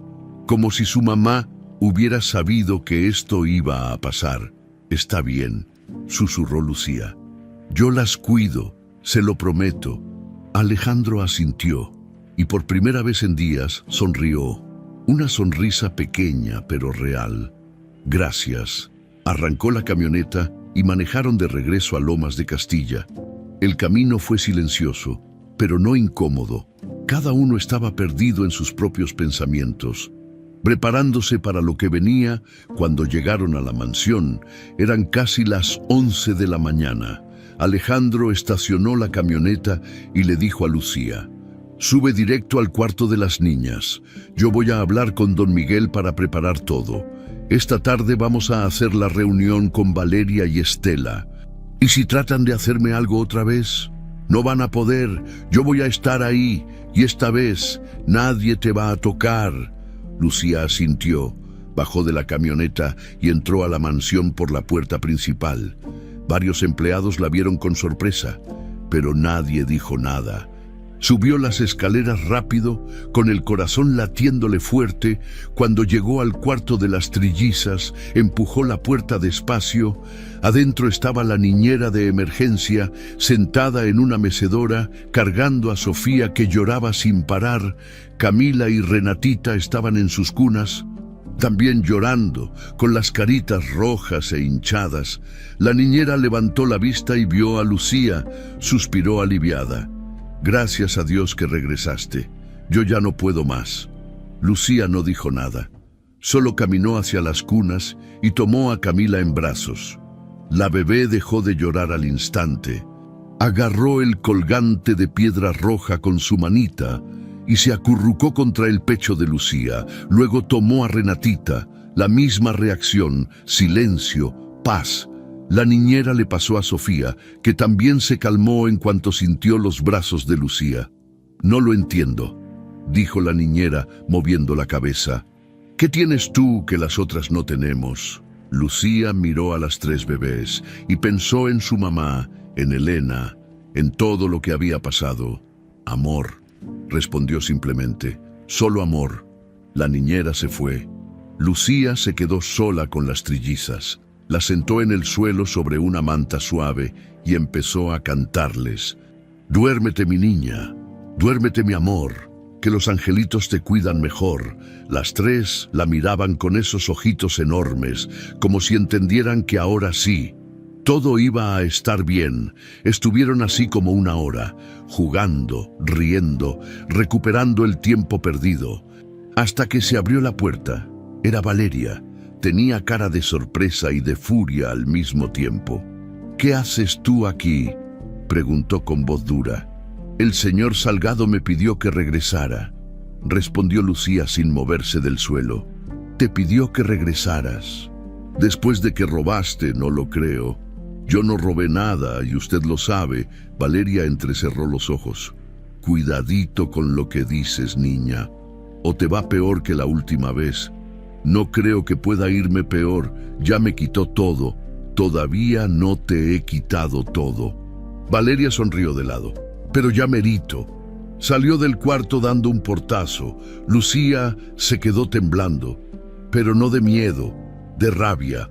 Abajo, en el estudio, Alejandro y don Miguel preparaban el plan final. «¿Ya hablaste con el fiscal?», preguntó Alejandro. «Sí, le mandé una copia de todas las pruebas. Dice que es suficiente para arrestar a Valeria y Estela por conspiración para cometer homicidio. Pero necesita su testimonio oficial. Lo tendrá. ¿A qué hora llega?» «A las 4 de la tarde. Va a venir con 2 agentes de manera discreta». «Perfecto. A las 3 voy a convocar a Valeria y Estela aquí en el estudio. Voy a confrontarlas con todo. Y cuando llegue el fiscal que las arreste enfrente de mí». Don Miguel asintió. «Y después me entrego yo también. Voy a confesar todo. Voy a dar nombres, cuentas, direcciones, todo lo que el fiscal necesite para desmantelar los cuervos y lo que queda de mi propia organización. Señor Salgado, ¿está seguro? Más seguro que nunca en mi vida».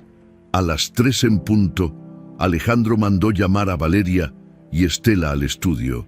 Las 2 llegaron juntas, con caras de confusión. «¿Para qué nos quieres, Alejandro?», preguntó Estela sentándose en el sillón sin que la invitaran. «Para hablar de algo importante». «¿De qué?», preguntó Valeria cruzándose de brazos. Alejandro no respondió. Solo sacó su laptop, la giró hacia ellas y le dio play a un video. Era la grabación del estacionamiento del hospital. Valeria y Estela se quedaron pálidas. «¿Dónde conseguiste eso?», susurró Estela. «Teresa Hernández lo dejó escondido antes de que la mataran». Junto con esto, Alejandro puso sobre el escritorio los estados de cuenta bancarios, transferencias de los cuervos a sus cuentas, prueba de que ustedes estaban trabajando con ellos, prueba de que ordenaron matar a Elena y a Teresa. Valeria se puso de pie de golpe. «Eso es mentira. Alguien falsificó esos documentos». «Ah, sí». Alejandro sonrió sin humor. «Entonces, explícame cómo es que tu voz aparece en esta grabación de audio». Le dio play a otro archivo. Era una llamada telefónica. La voz de Valeria decía claramente: «Sí, todo salió perfecto. La esposa está muerta. La enfermera también. Nadie sospecha nada». Estela se levantó, temblando de rabia. «Tú no puedes hacer nada con eso. Tienes las manos tan sucias como nosotras. Si nos hundes, nos hundimos todos». «Lo sé», dijo Alejandro con voz fría, «y estoy dispuesto a hundirme con tal de que ustedes paguen». En ese momento se abrió la puerta. Entraron 3 hombres de traje. Uno de ellos sacó una placa. «Valeria Cruz y Estela Robles quedan arrestadas por conspiración para cometer homicidio». «No tienen derecho a guardar silencio», Valeria gritó. Estela trató de correr, pero los agentes las esposaron rápido. «Esto no va a quedar así, Alejandro», gritó Estela mientras se la llevaban. «Te vas a arrepentir». «Ya me arrepentí», respondió él. «Pero de haberte creído, se las llevaron». El estudio quedó en silencio. El fiscal, un hombre de 50 años con lentes, se quedó parado frente a Alejandro. «Señor Salgado, es su turno. ¿Está listo para confesar?» Alejandro asintió. «Sí, pero antes, déjeme despedirme de mis hijas». Subió al cuarto de las trillizas. Lucía estaba ahí, jugando con ellas en el suelo. Cuando lo vio entrar, supo que era el momento. Alejandro se arrodilló junto a las bebés. Las tres lo miraron con esos ojitos grandes. Las cargó una por una, besándolas en la frente. «Papá las ama, y siempre vas a amarlas, aunque esté lejos». Las bebés no entendían, pero Lucía sí. «Yo las cuido», le prometió. «Se lo juro, lo sé». Alejandro la miró. «Gracias por todo». Salió del cuarto y no miró atrás. El estudio de Alejandro Salgado se había convertido en una sala de interrogatorios improvisada. El fiscal federal, licenciado Ramírez, había traído una grabadora, una secretaria que tomaba notas y 2 agentes que vigilaban la puerta. Alejandro estaba sentado frente al escritorio que había sido suyo durante años, pero ahora, por primera vez, se sentía del otro lado, del lado de los culpables. «Señor Salgado», empezó el fiscal con voz profesional, «antes de empezar con su declaración, quiero que entienda que todo lo que diga será usado en su contra. ¿Comprende?» «Comprendo». «¿Tiene abogado presente?» «No, no lo necesito. Voy a decir la verdad, toda». El fiscal asintió y encendió la grabadora. «Es 12 de octubre. Son las 4:30 de la tarde. Presente, Alejandro Salgado Mendoza, iniciamos grabación». Alejandro respiró hondo y empezó a hablar. Habló durante 2 horas sin parar. Confesó todo. Los negocios sucios, el lavado de dinero, las rutas de contrabando, los sobornos a policías y funcionarios, las amenazas, las extorsiones, todo lo que había hecho durante 15 años como líder de una de las organizaciones criminales más poderosas de la Ciudad de México. El fiscal escuchaba sin interrumpir, tomando notas de vez en cuando. La secretaria escribía sin parar, con cara de no poder creer lo que oía. Cuando Alejandro terminó, el silencio en el estudio era pesado como plomo. «¿Eso es todo?», preguntó el fiscal. «No, falta lo más importante». Alejandro sacó un folder grueso de su escritorio. «Aquí están todos los nombres, todos los contactos de los cuervos que conozco, números de cuentas bancarias en el extranjero, direcciones de bodegas, rutas de distribución, fotos, todo». El fiscal tomó el folder y lo hojeó rápido. Sus ojos se abrieron más con cada página. «Señor Salgado, esto es suficiente para desmantelar toda la operación de los cuervos. Usted sabe que al entregar esto, su vida corre peligro». «Lo sé y no me importa. Lo único que me importa es que Valeria Cruz y Estela Robles paguen por haber asesinado a mi esposa y a Teresa Hernández. Y que los cuervos paguen por financiar esos asesinatos».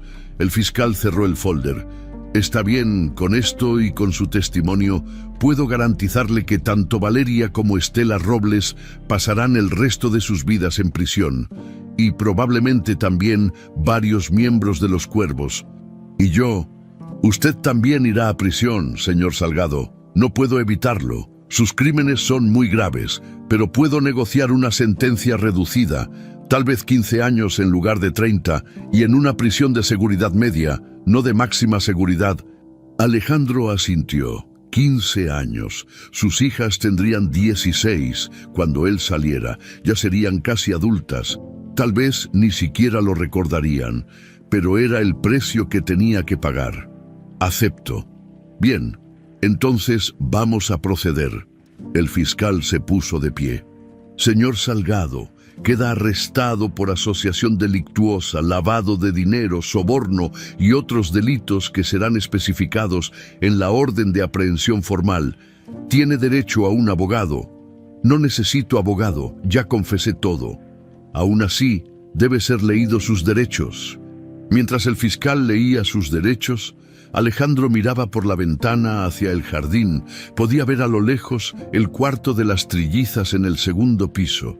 La ventana estaba abierta y por un segundo creyó escuchar la canción de cuna que Lucía les cantaba. «Duérmete, mi niña, duérmete, mi amor». Cerró los ojos y supo que había hecho lo correcto. Los agentes lo esposaron, pero antes de sacarlo de la mansión, Alejandro pidió un último favor. ¿Puedo despedirme de don Miguel? El fiscal asintió. Trajeron a don Miguel al estudio. El contador tenía los ojos rojos, como si hubiera estado llorando. «Don Miguel», dijo Alejandro con voz firme, «tú eres el único en quien confío. Necesito que hagas algo por mí. Lo que sea, señor. Cuida esta casa, cuida a mis hijas y cuida a Lucía. Ella va a ser la tutora legal de las niñas. Ya hablé con mis abogados, todo está arreglado, pero va a necesitar ayuda, tu ayuda». Don Miguel asintió, limpiándose las lágrimas. «No se preocupe, yo me encargo de todo. Gracias, amigo, gracias por todo». Se dieron un abrazo fuerte como hermanos. Después, los agentes se llevaron a Alejandro. Lo subieron a una camioneta negra con vidrios polarizados y se lo llevaron. Arriba, en el cuarto de las trillizas, Lucía vio por la ventana cómo se iban.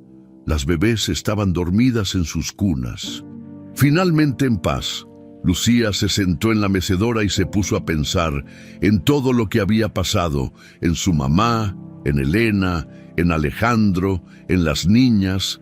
Era demasiado peso para una muchacha de 22 años del barrio, pero era su peso, su responsabilidad. Su promesa. Tocaron a la puerta. Era don Miguel. «Lucía, ¿puedo pasar?» «Claro, don Miguel». El contador entró, se sentó en una silla y suspiró. «Esto es un desastre. ¿Qué va a pasar ahora? El señor Salgado ya firmó todos los papeles. Tú eres oficialmente la tutora de las niñas. La casa queda a nombre de las trillizas, pero tú puedes vivir aquí hasta que sean mayores de edad. El señor también dejó un fondo para su educación y manutención. Y sus negocios. Los legales quedan a mi cargo, los ilegales. Bueno, ya no existen. El señor lo confesó todo.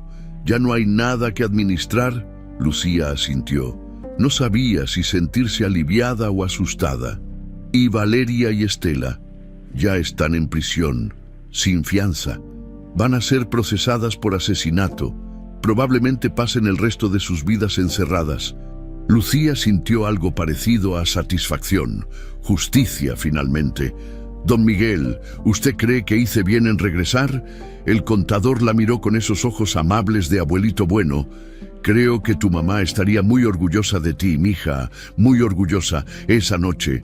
La mansión estaba en silencio. Todos los empleados se habían ido temprano. Solo quedaban Lucía, don Miguel y las trillizas. Lucía preparó la cena de las bebés, les dio de comer, las bañó y las acostó. Cantó la canción de cuna hasta que las tres se quedaron dormidas. Luego bajó a la cocina. Don Miguel estaba ahí, preparando café. «¿Quieres una taza?» «Sí, por favor». Se sentaron juntos en la mesa del desayunador.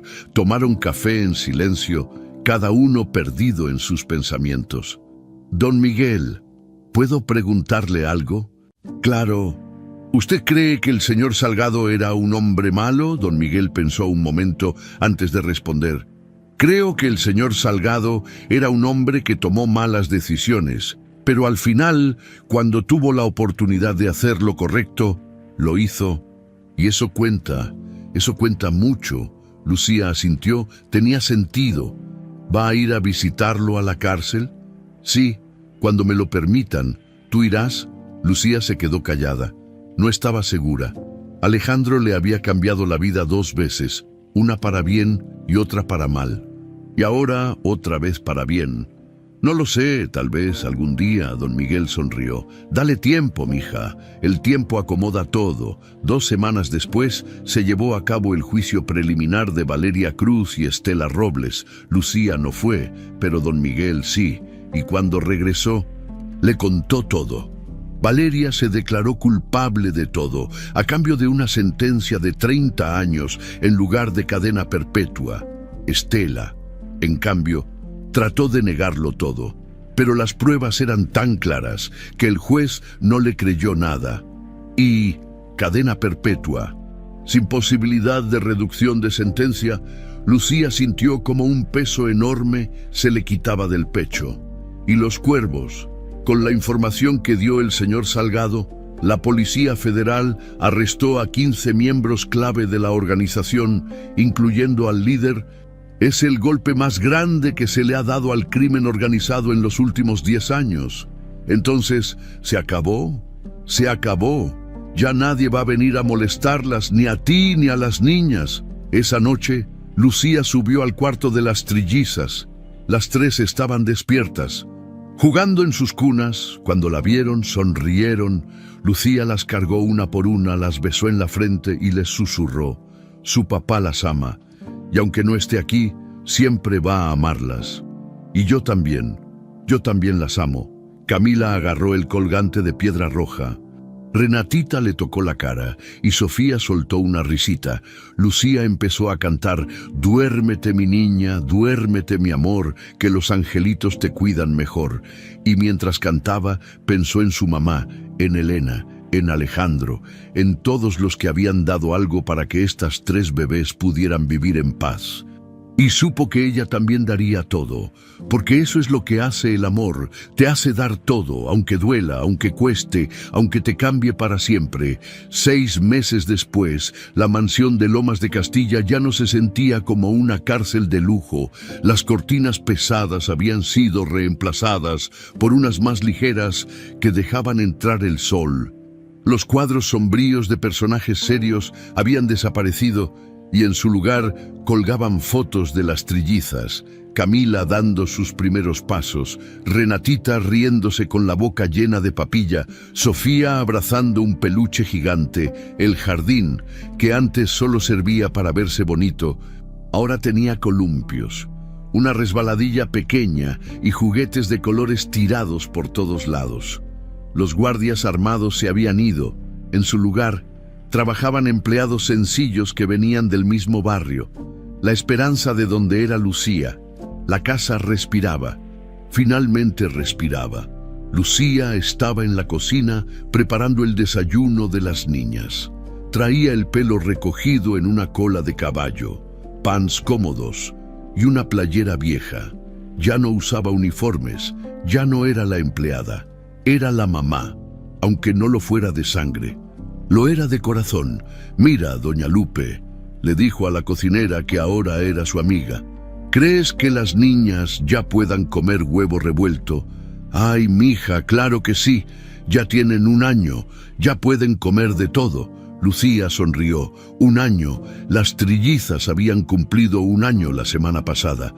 Hicieron una fiesta pequeña en el jardín, con globos, pastel y algunos niños del barrio que Lucía había invitado. Fue una fiesta sencilla, pero llena de risas, tan diferente a las fiestas lujosas y frías que se hacían antes en esa casa.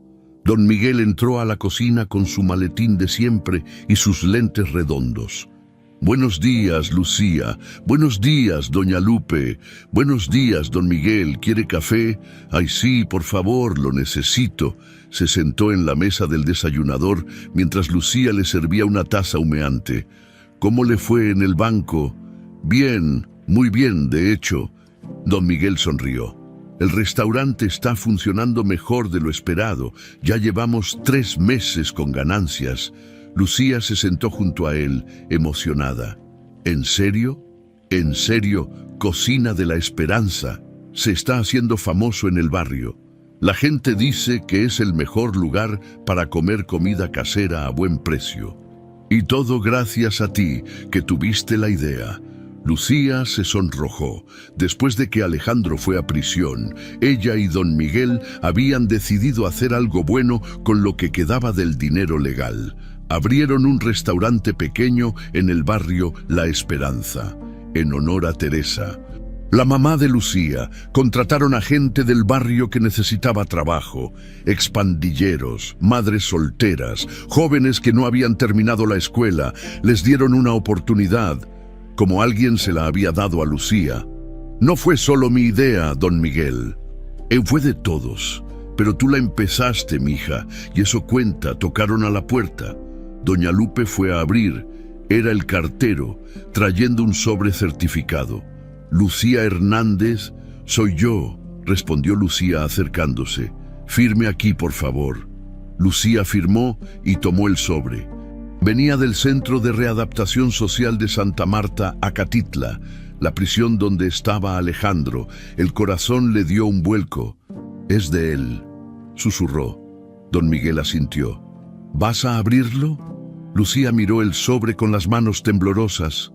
En los últimos 6 meses, Alejandro le había escrito 3 cartas.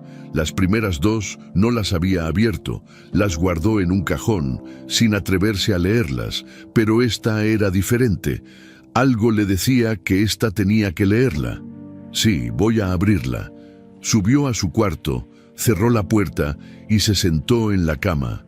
Abrió el sobre despacio. Adentro había 2 hojas escritas con letra chueca pero legible. Empezó a leer. Querida Lucía, sé que no has contestado mis otras cartas y lo entiendo. No tienes por qué perdonarme ni por qué hablarme, pero necesito que sepas algunas cosas. Primero, gracias por cuidar a mis hijas.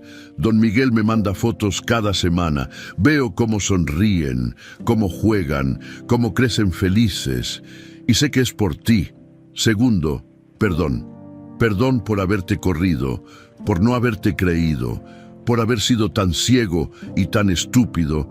No merezco tu perdón, pero lo pido de todas formas. Tercero, quiero que sepas que estoy bien. Aquí adentro estoy pagando por todo lo que hice, y aunque es duro, sé que es justo. He tenido mucho tiempo para pensar, para reflexionar sobre el hombre que fui y el hombre que quiero ser. He tomado clases, estoy terminando mi preparatoria. Suena ridículo, ¿no? Un mafioso de 40 años haciendo tarea de secundaria, pero me hace sentir útil, como si todavía pudiera ser algo más que un criminal.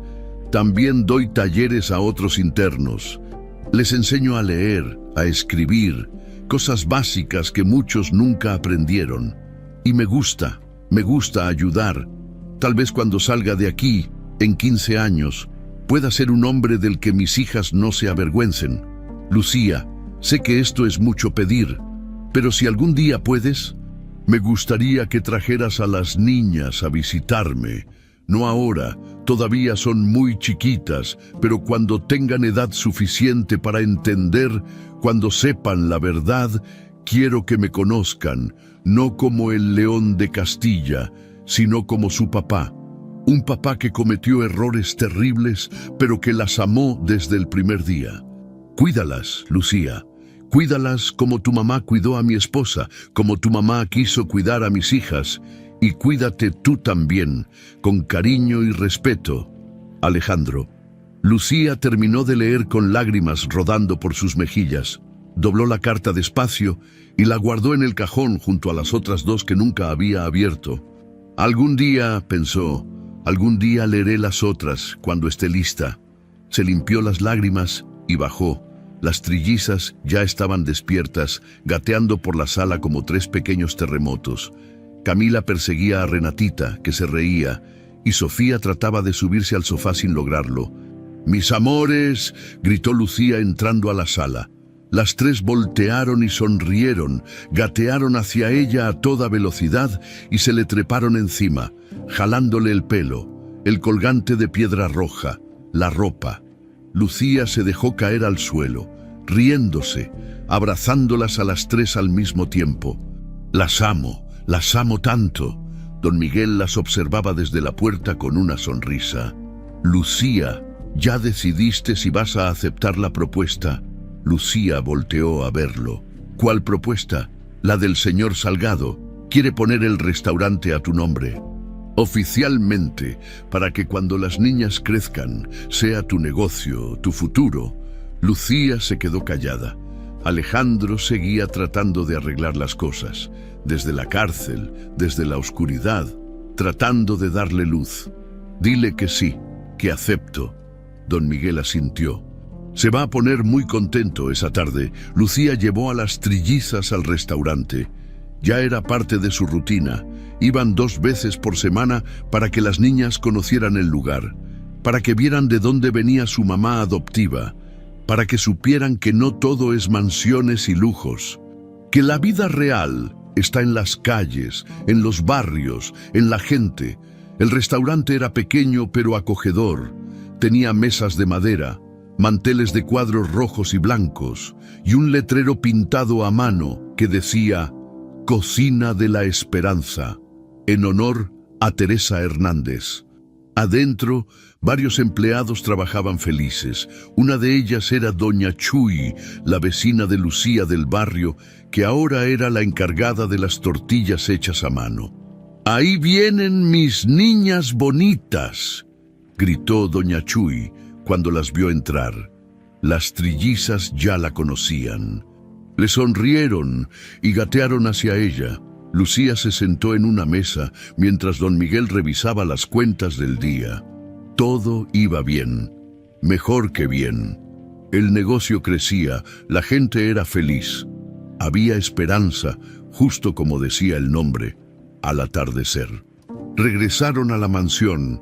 Lucía bañó a las niñas, les puso pijamas limpias y las acostó en sus cunas. Pero antes de que se durmieran, les mostró 2 fotos. Una era de Teresa, su mamá, sonriendo con su uniforme de enfermera.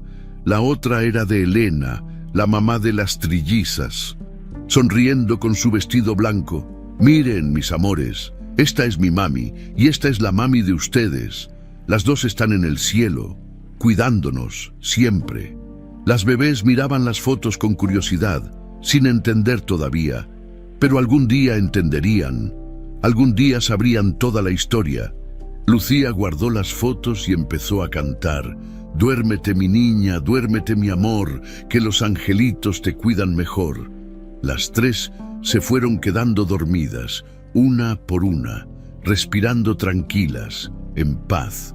Lucía las cubrió con sus cobijas suavecitas, les dio un beso en la frente a cada una y salió del cuarto en silencio. Bajó a la sala y ahí, sentado en el sofá, esperándola, estaba don Miguel. «Todo listo, Lucía, los papeles están firmados, eres oficialmente la dueña de Cocina de la Esperanza y también la tutora legal permanente de las niñas». Lucía sintió como algo se acomodaba en su pecho, como si finalmente, después de tanto dolor, tanto miedo, tanta pérdida, las cosas estuvieran en su lugar. «Gracias, don Miguel, por todo». «No, mija, gracias a ti por salvar a esta familia esa noche». Lucía se quedó despierta un rato más. Se paró junto a la ventana de la sala, viendo el jardín iluminado por la luna. El colgante de piedra roja brillaba suavemente en su pecho. Pensó en su mamá, en cómo había sacrificado su vida tratando de proteger a 3 bebés que ni siquiera conocía. Pensó en Elena, en cómo había intentado advertir a todos, pero nadie la escuchó. Pensó en Alejandro, en cómo había perdido todo para hacer lo correcto. Y pensó en ella misma, en cómo una simple garzonete del barrio había terminado siendo mamá de 3 niñas. En cómo el amor puede aparecer en los lugares más inesperados. Escuchó pasos suaves detrás de ella. Era don Miguel, trayéndole una cobija. «Hace frío, mija, tápate». Lucía sonrió y se envolvió en la cobija. «Don Miguel, ¿usted cree que mi mamá estaría orgullosa?». El contador la miró con esos ojos amables que siempre tenían la respuesta correcta. «Creo que tu mamá está allá arriba, sonriendo, porque su hija cumplió la promesa que ella no pudo cumplir». Lucía asintió, con lágrimas silenciosas rodando por sus mejillas.